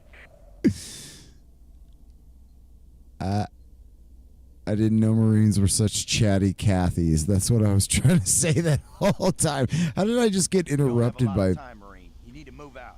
by a video game? That's hilarious. Anyway. So the thing that was introduced that I was talking about that's a survival horror staple is the flashlight, and specifically a flashlight with a timer that has been used to a pretty iconic effect in the survival horror genre. And it's interesting that, to my knowledge and to kind of what I dug up, Doom was one of the first games to ever feature that. I'm not sure you want to find him. You see, never mind. Okay, that's not incredibly vague and makes me want to ask more questions.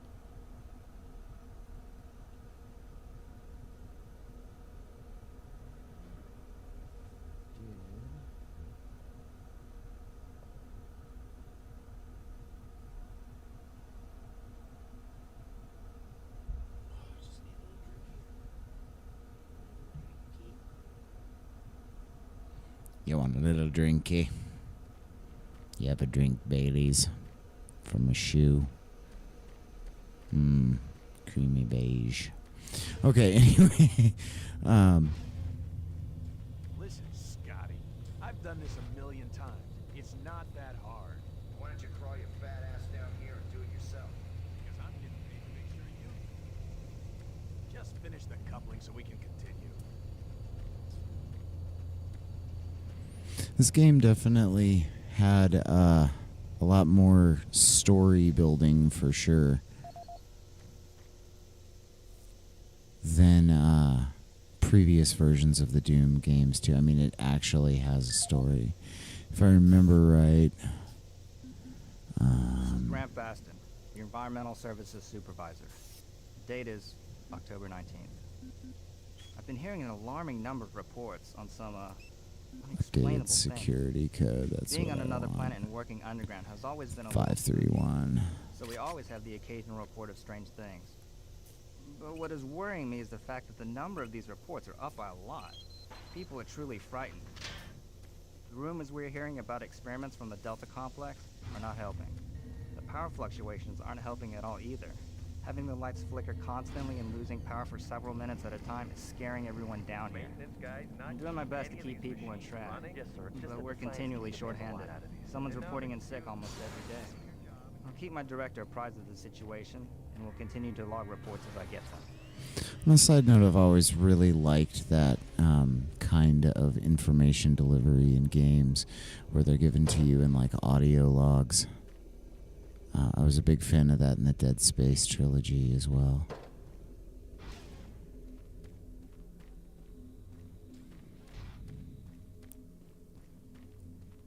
Which, I mean, we've been talking a little bit about survival horror tonight, and, man, I may have to do a little tour.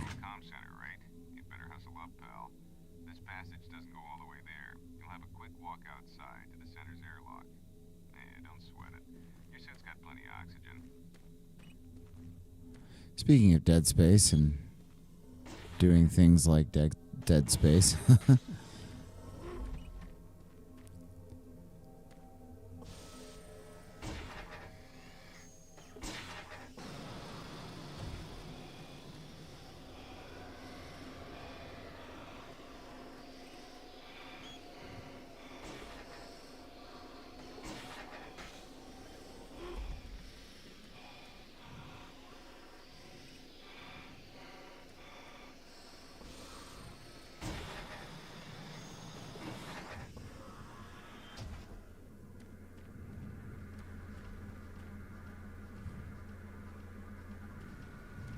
Marine, this is Sergeant Kelly. You need to double time it down there. Search your assigned area and haul your ass back to Mars City. Out.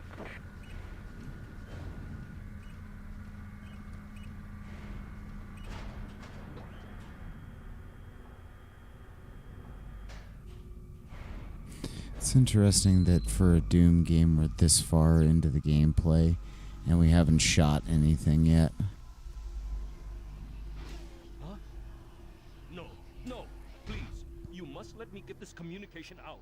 They have to be warned while there is still time. I can't let... You don't know what I've seen. You can't possibly understand or comprehend. The devil is real.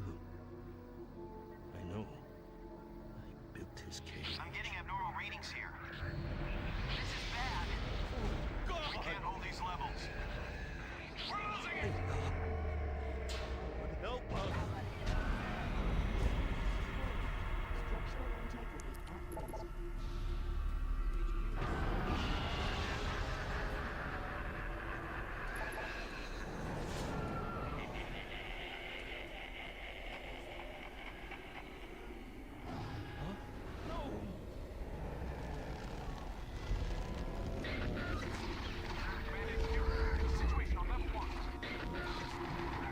Oh no! We were becoming such good friends, you and I. Autosave. All units, this is Sergeant Kelly. We're under attack by an unknown The enemy flashlight force. really adds a whole new element to the gameplay, too.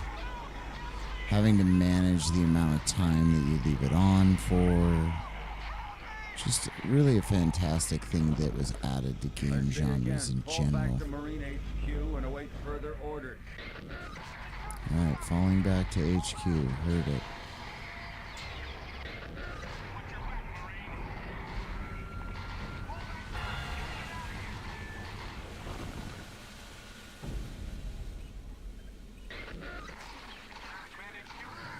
This is the part of this during my playthrough this week that made me nervous too, because you're like, am I going to get attacked when I have no oxygen? If it was a FromSoft game, it would be a boss fight in zero oxygen. Oh, that's not good.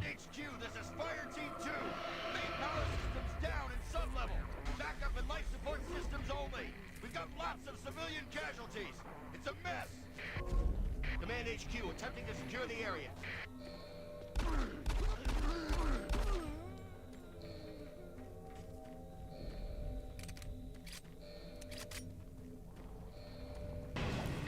Oh. Trying to get us to a portion in the game where we've gotten, oh, look at that jump coming out. Welcome to the 21st century, people, where we can jump in games.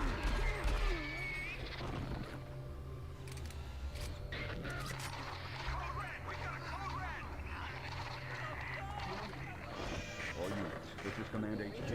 Report directly to Marine Headquarters and await further orders.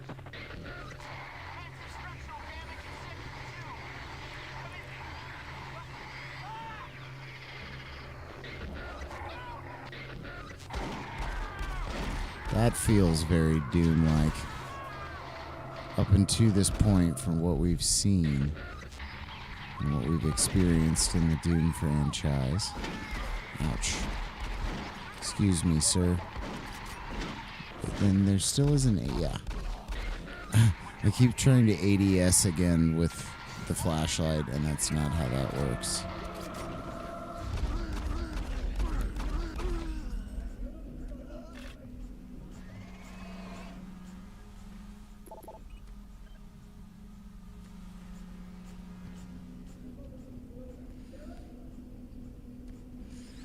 Oh, PDA. The PDA laying next to it definitely doesn't have any kind of useful information. Okay, security level on the PDA.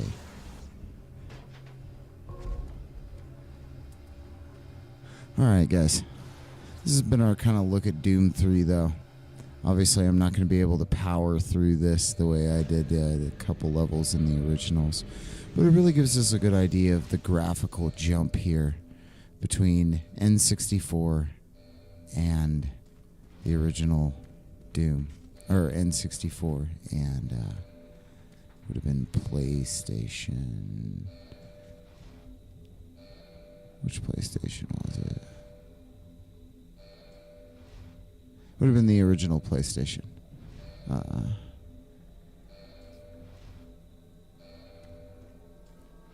But again, just taking a nice final look, kind of where we came from. Airlocks. We're going to back out of that guy.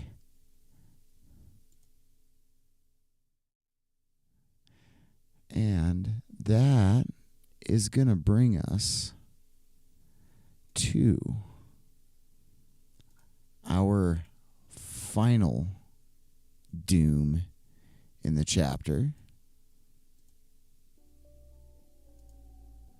And honestly, probably what most people consider Doom these days.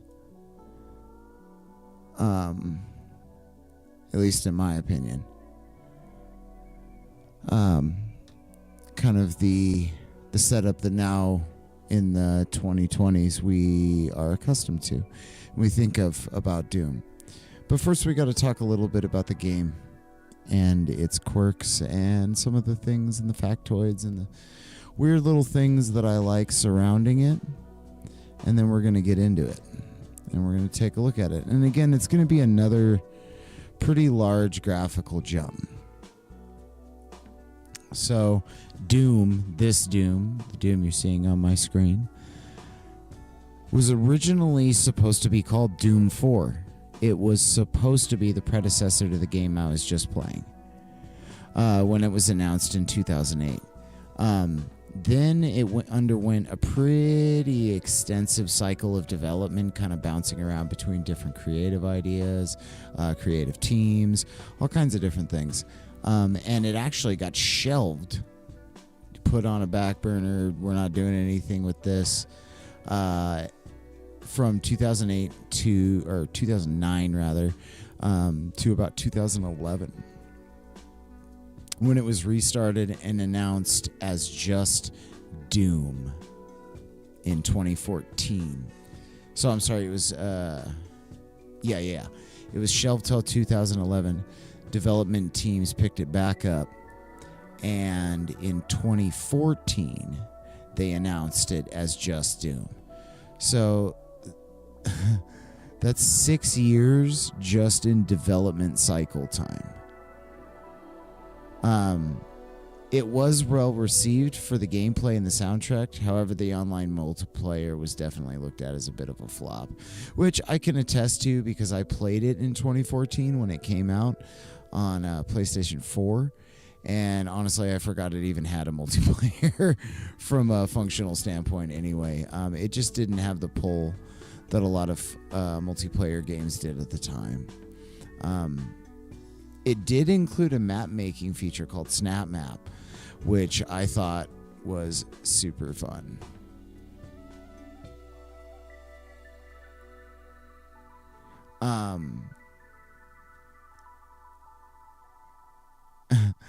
And interestingly enough, so during the development of this, a member of the development team was actually quoted saying that they opted for a lightweight narrative, which I do kind of think fits nowadays. People, I was just talking about how the previous Doom that I was playing actually had some story and build up and whatnot. People really don't expect that from Doom anymore, and this was kind of the game that set that mold, in my opinion. And the developers directly said that they opted for a lightweight narrative, quote unquote, when it came to Doom's story, and it was actually one of the last aspects that they added to the game. And frankly, just in the gameplay, and you'll kind of see that, I think it shows.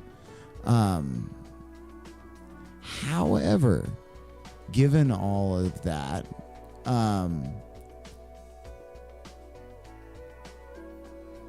and not to be overcritical of a game that's over 5 years old, but we could kind of tell that they didn't really emphasize the story. I always felt that a cohesive, engaging story was kind of missing from Doom. However, that's also based on my personal preference, and I tend to prefer games with more immersive stories and worlds and that nature. However, I also find games like Doom a refreshing reprieve from super try-hard games like Elden Ring and things of that nature.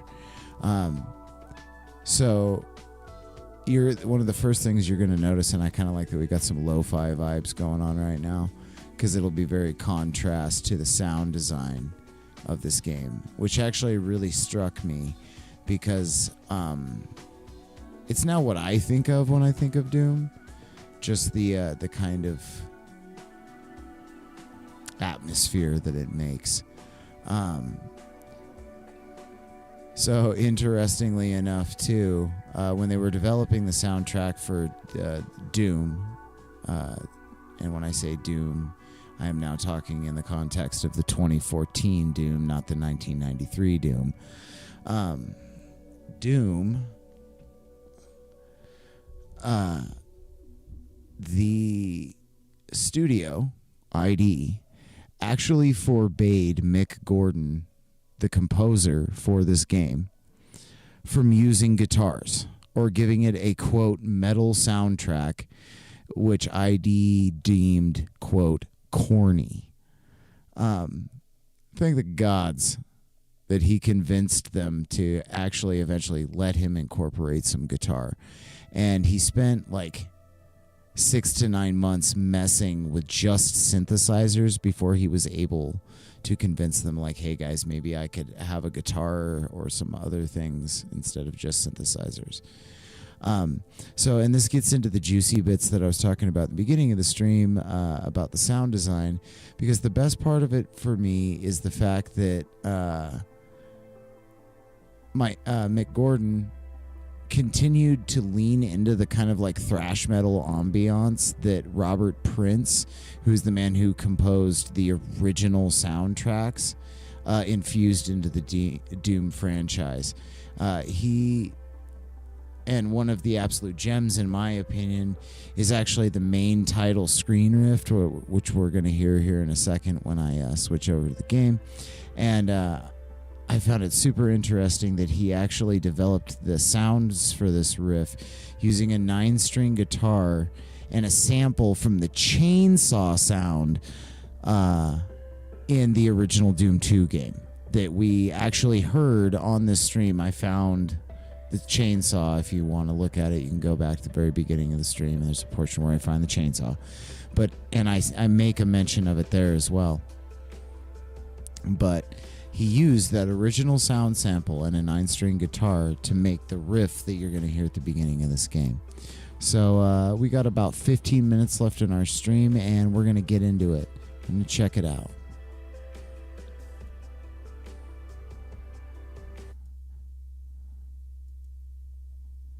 All right, I might have to reopen it. Let's see. I'm going to do a thing real quick here and close the game. And then we're going to go ahead and relaunch it so that you guys can get the whole experience.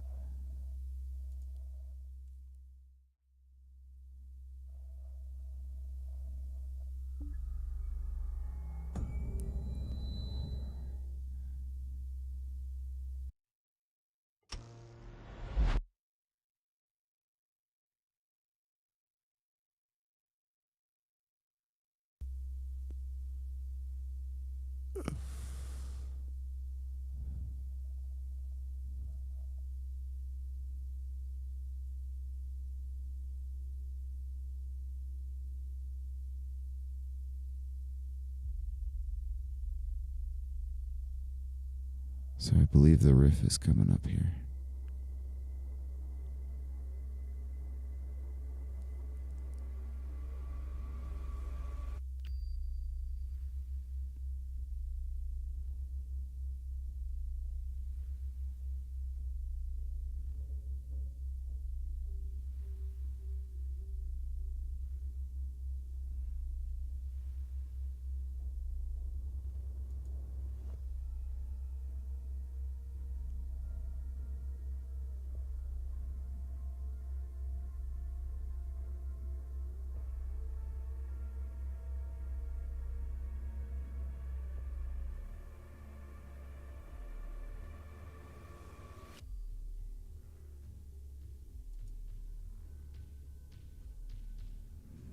And as the chorus kind of kicks in here, we're getting into more of the chainsaw guitar sound that I'm talking about as this riff kind of drops here in a second.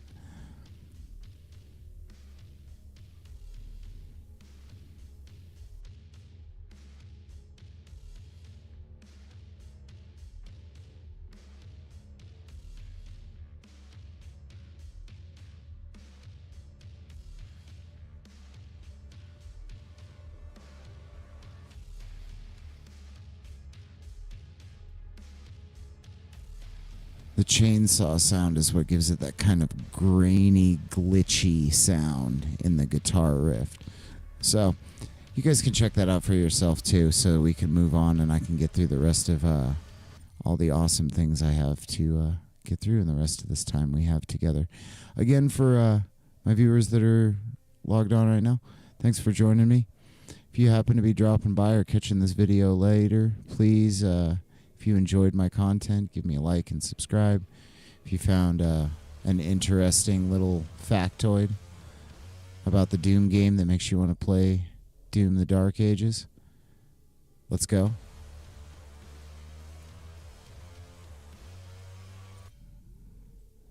I'm too young to die. Again, like really focusing on those graphical jumps. Again, this is Mars, so we're starting on the same planet.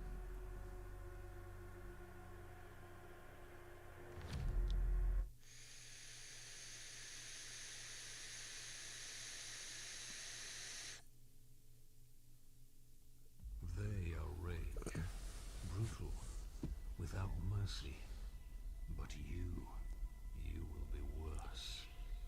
Rip and tear until it is done.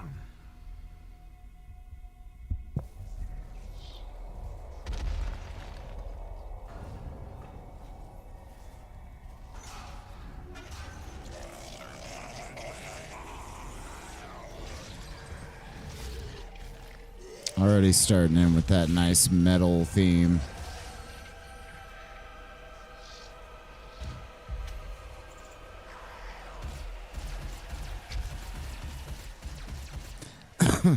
And this is where Doom really starts feeling high-paced to me.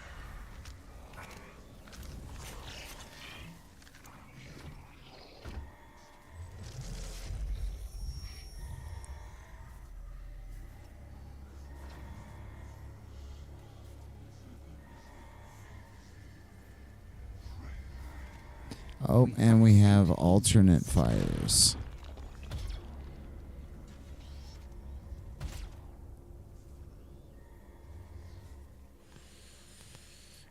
If that isn't iconic, I don't know what is. The first room that you walk out of, and instead of you already being in the armor, you get to look at it. Yeah, I'm that kind of nerd.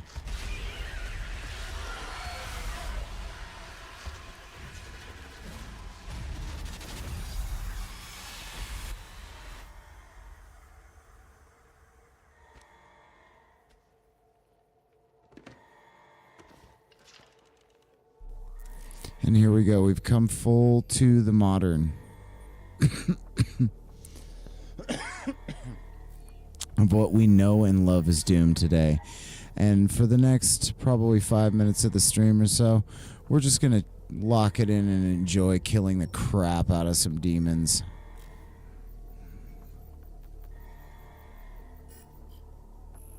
Cannot determine the cause of the demonic invasion until the Resop satellite is brought back online.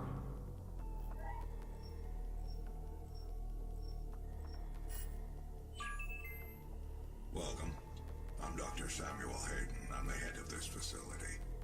I think we can work together and resolve this problem in a way that benefits us both.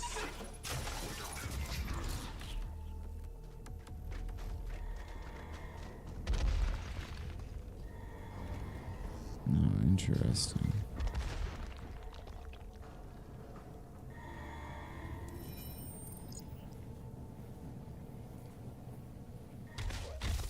Glory kill.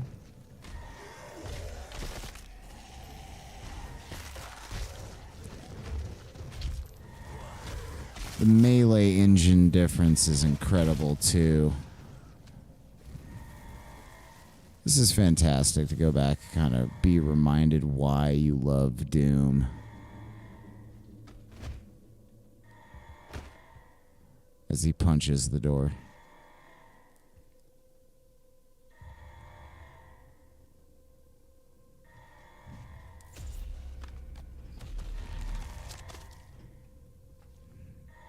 And of course, remember how I was talking about iconic weapons. I love that it still has, they have a consistent button map. Demonic presence at unsafe level. Lockdown.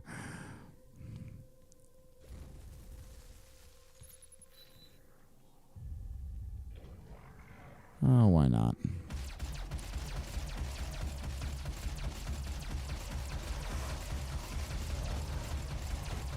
It's not every day you get to mow down a bunch of zombies with the starter weapon and feel good about doing it.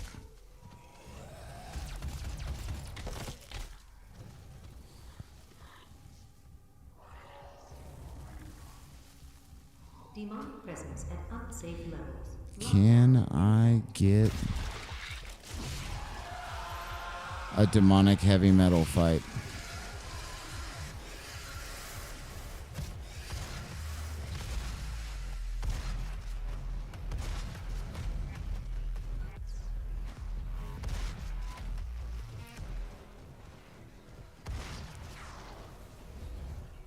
Come here, you little fucker. Oh, I forgot I can jump and vault too.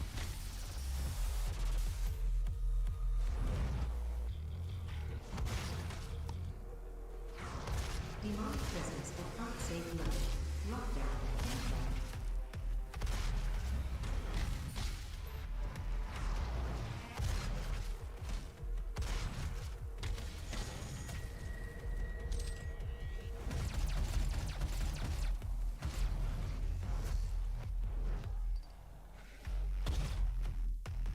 Gotcha.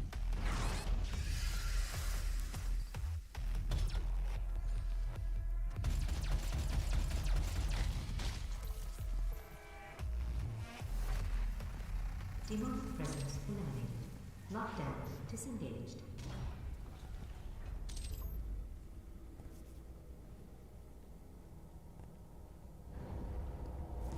Really just take a minute to appreciate where we've come on this journey from the very dawn inception of Doom to now.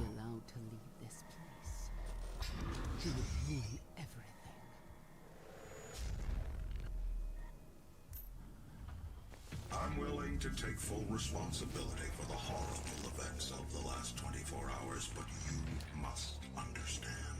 Our interest in their world was purely for the betterment of mankind. Everything has clearly gotten out of hand now, yes. But it was worth the risk, I assure you.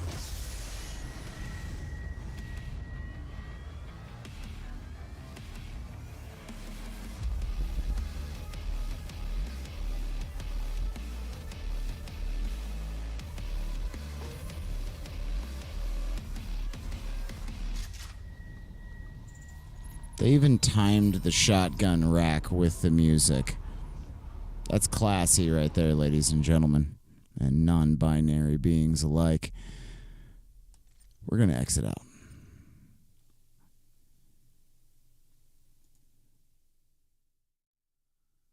So we've come full circle, all the way to modern Doom.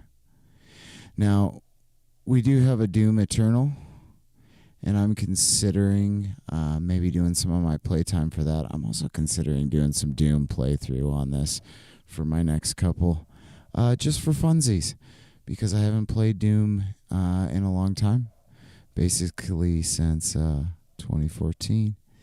And I got to tell you, it's pretty cool. And I love going back and checking out new old games because you don't remember them when you come back to them. It's great. So I'm going to leave you with the last couple little fun little tidbits that I got to learn about Doom on its re-release. And some of them are kind of interesting, and I encourage you to go check these out. I've got some resources for you just for some fun little different kinds of things. But when Doom 2014 came out, people started finding really interesting little Easter eggs. And the one that I found most interesting was hidden in the soundtrack. So if you look at the track Cyber Demon, which is a track very iconically associated with Doom in general, if you see a Doom preview, anything like that, you're probably going to hear the song Cyber Demon. But when you view it on a spectrogram, it shows you the number 666 and pentagrams. And you can verify all of this yourself. You can check it out on YouTube. There is a link in the video description below that you guys can check out. Thanks. I love the Bob Ross too. It was a gift from somebody who I love very much.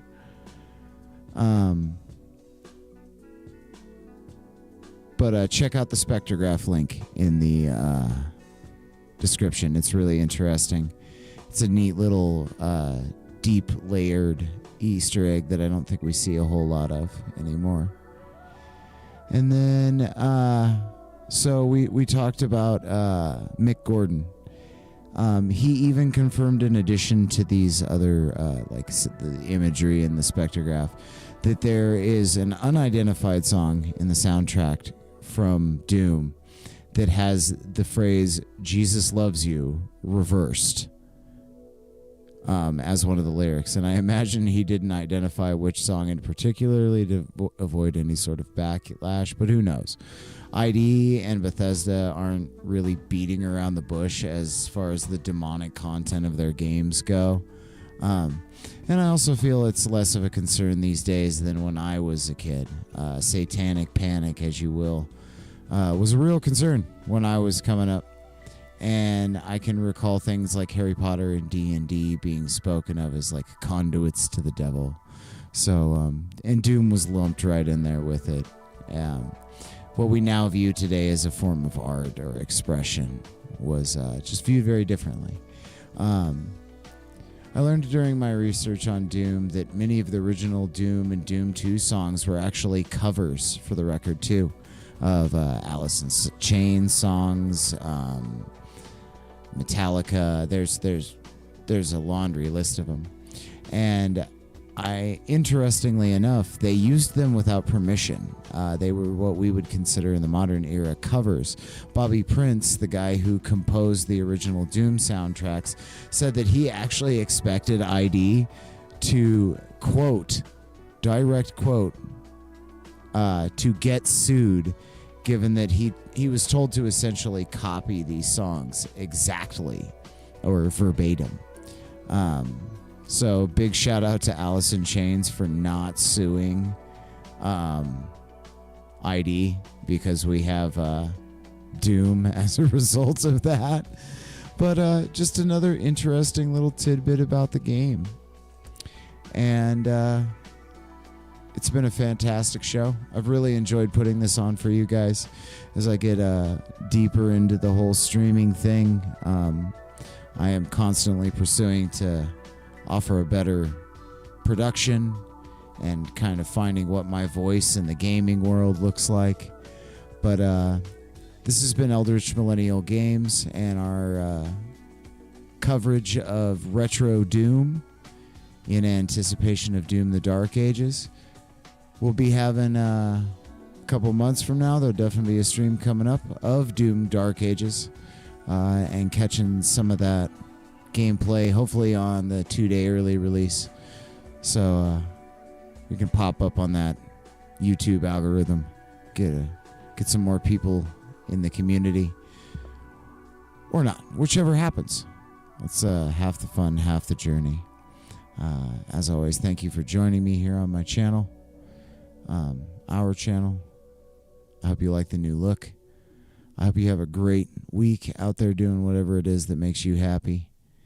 And we'll catch you next Saturday at 7 o'clock Mountain Standard Time. Again, if you liked the content, what we were talking about, feel free to drop a subscribe. And we'll catch you next time.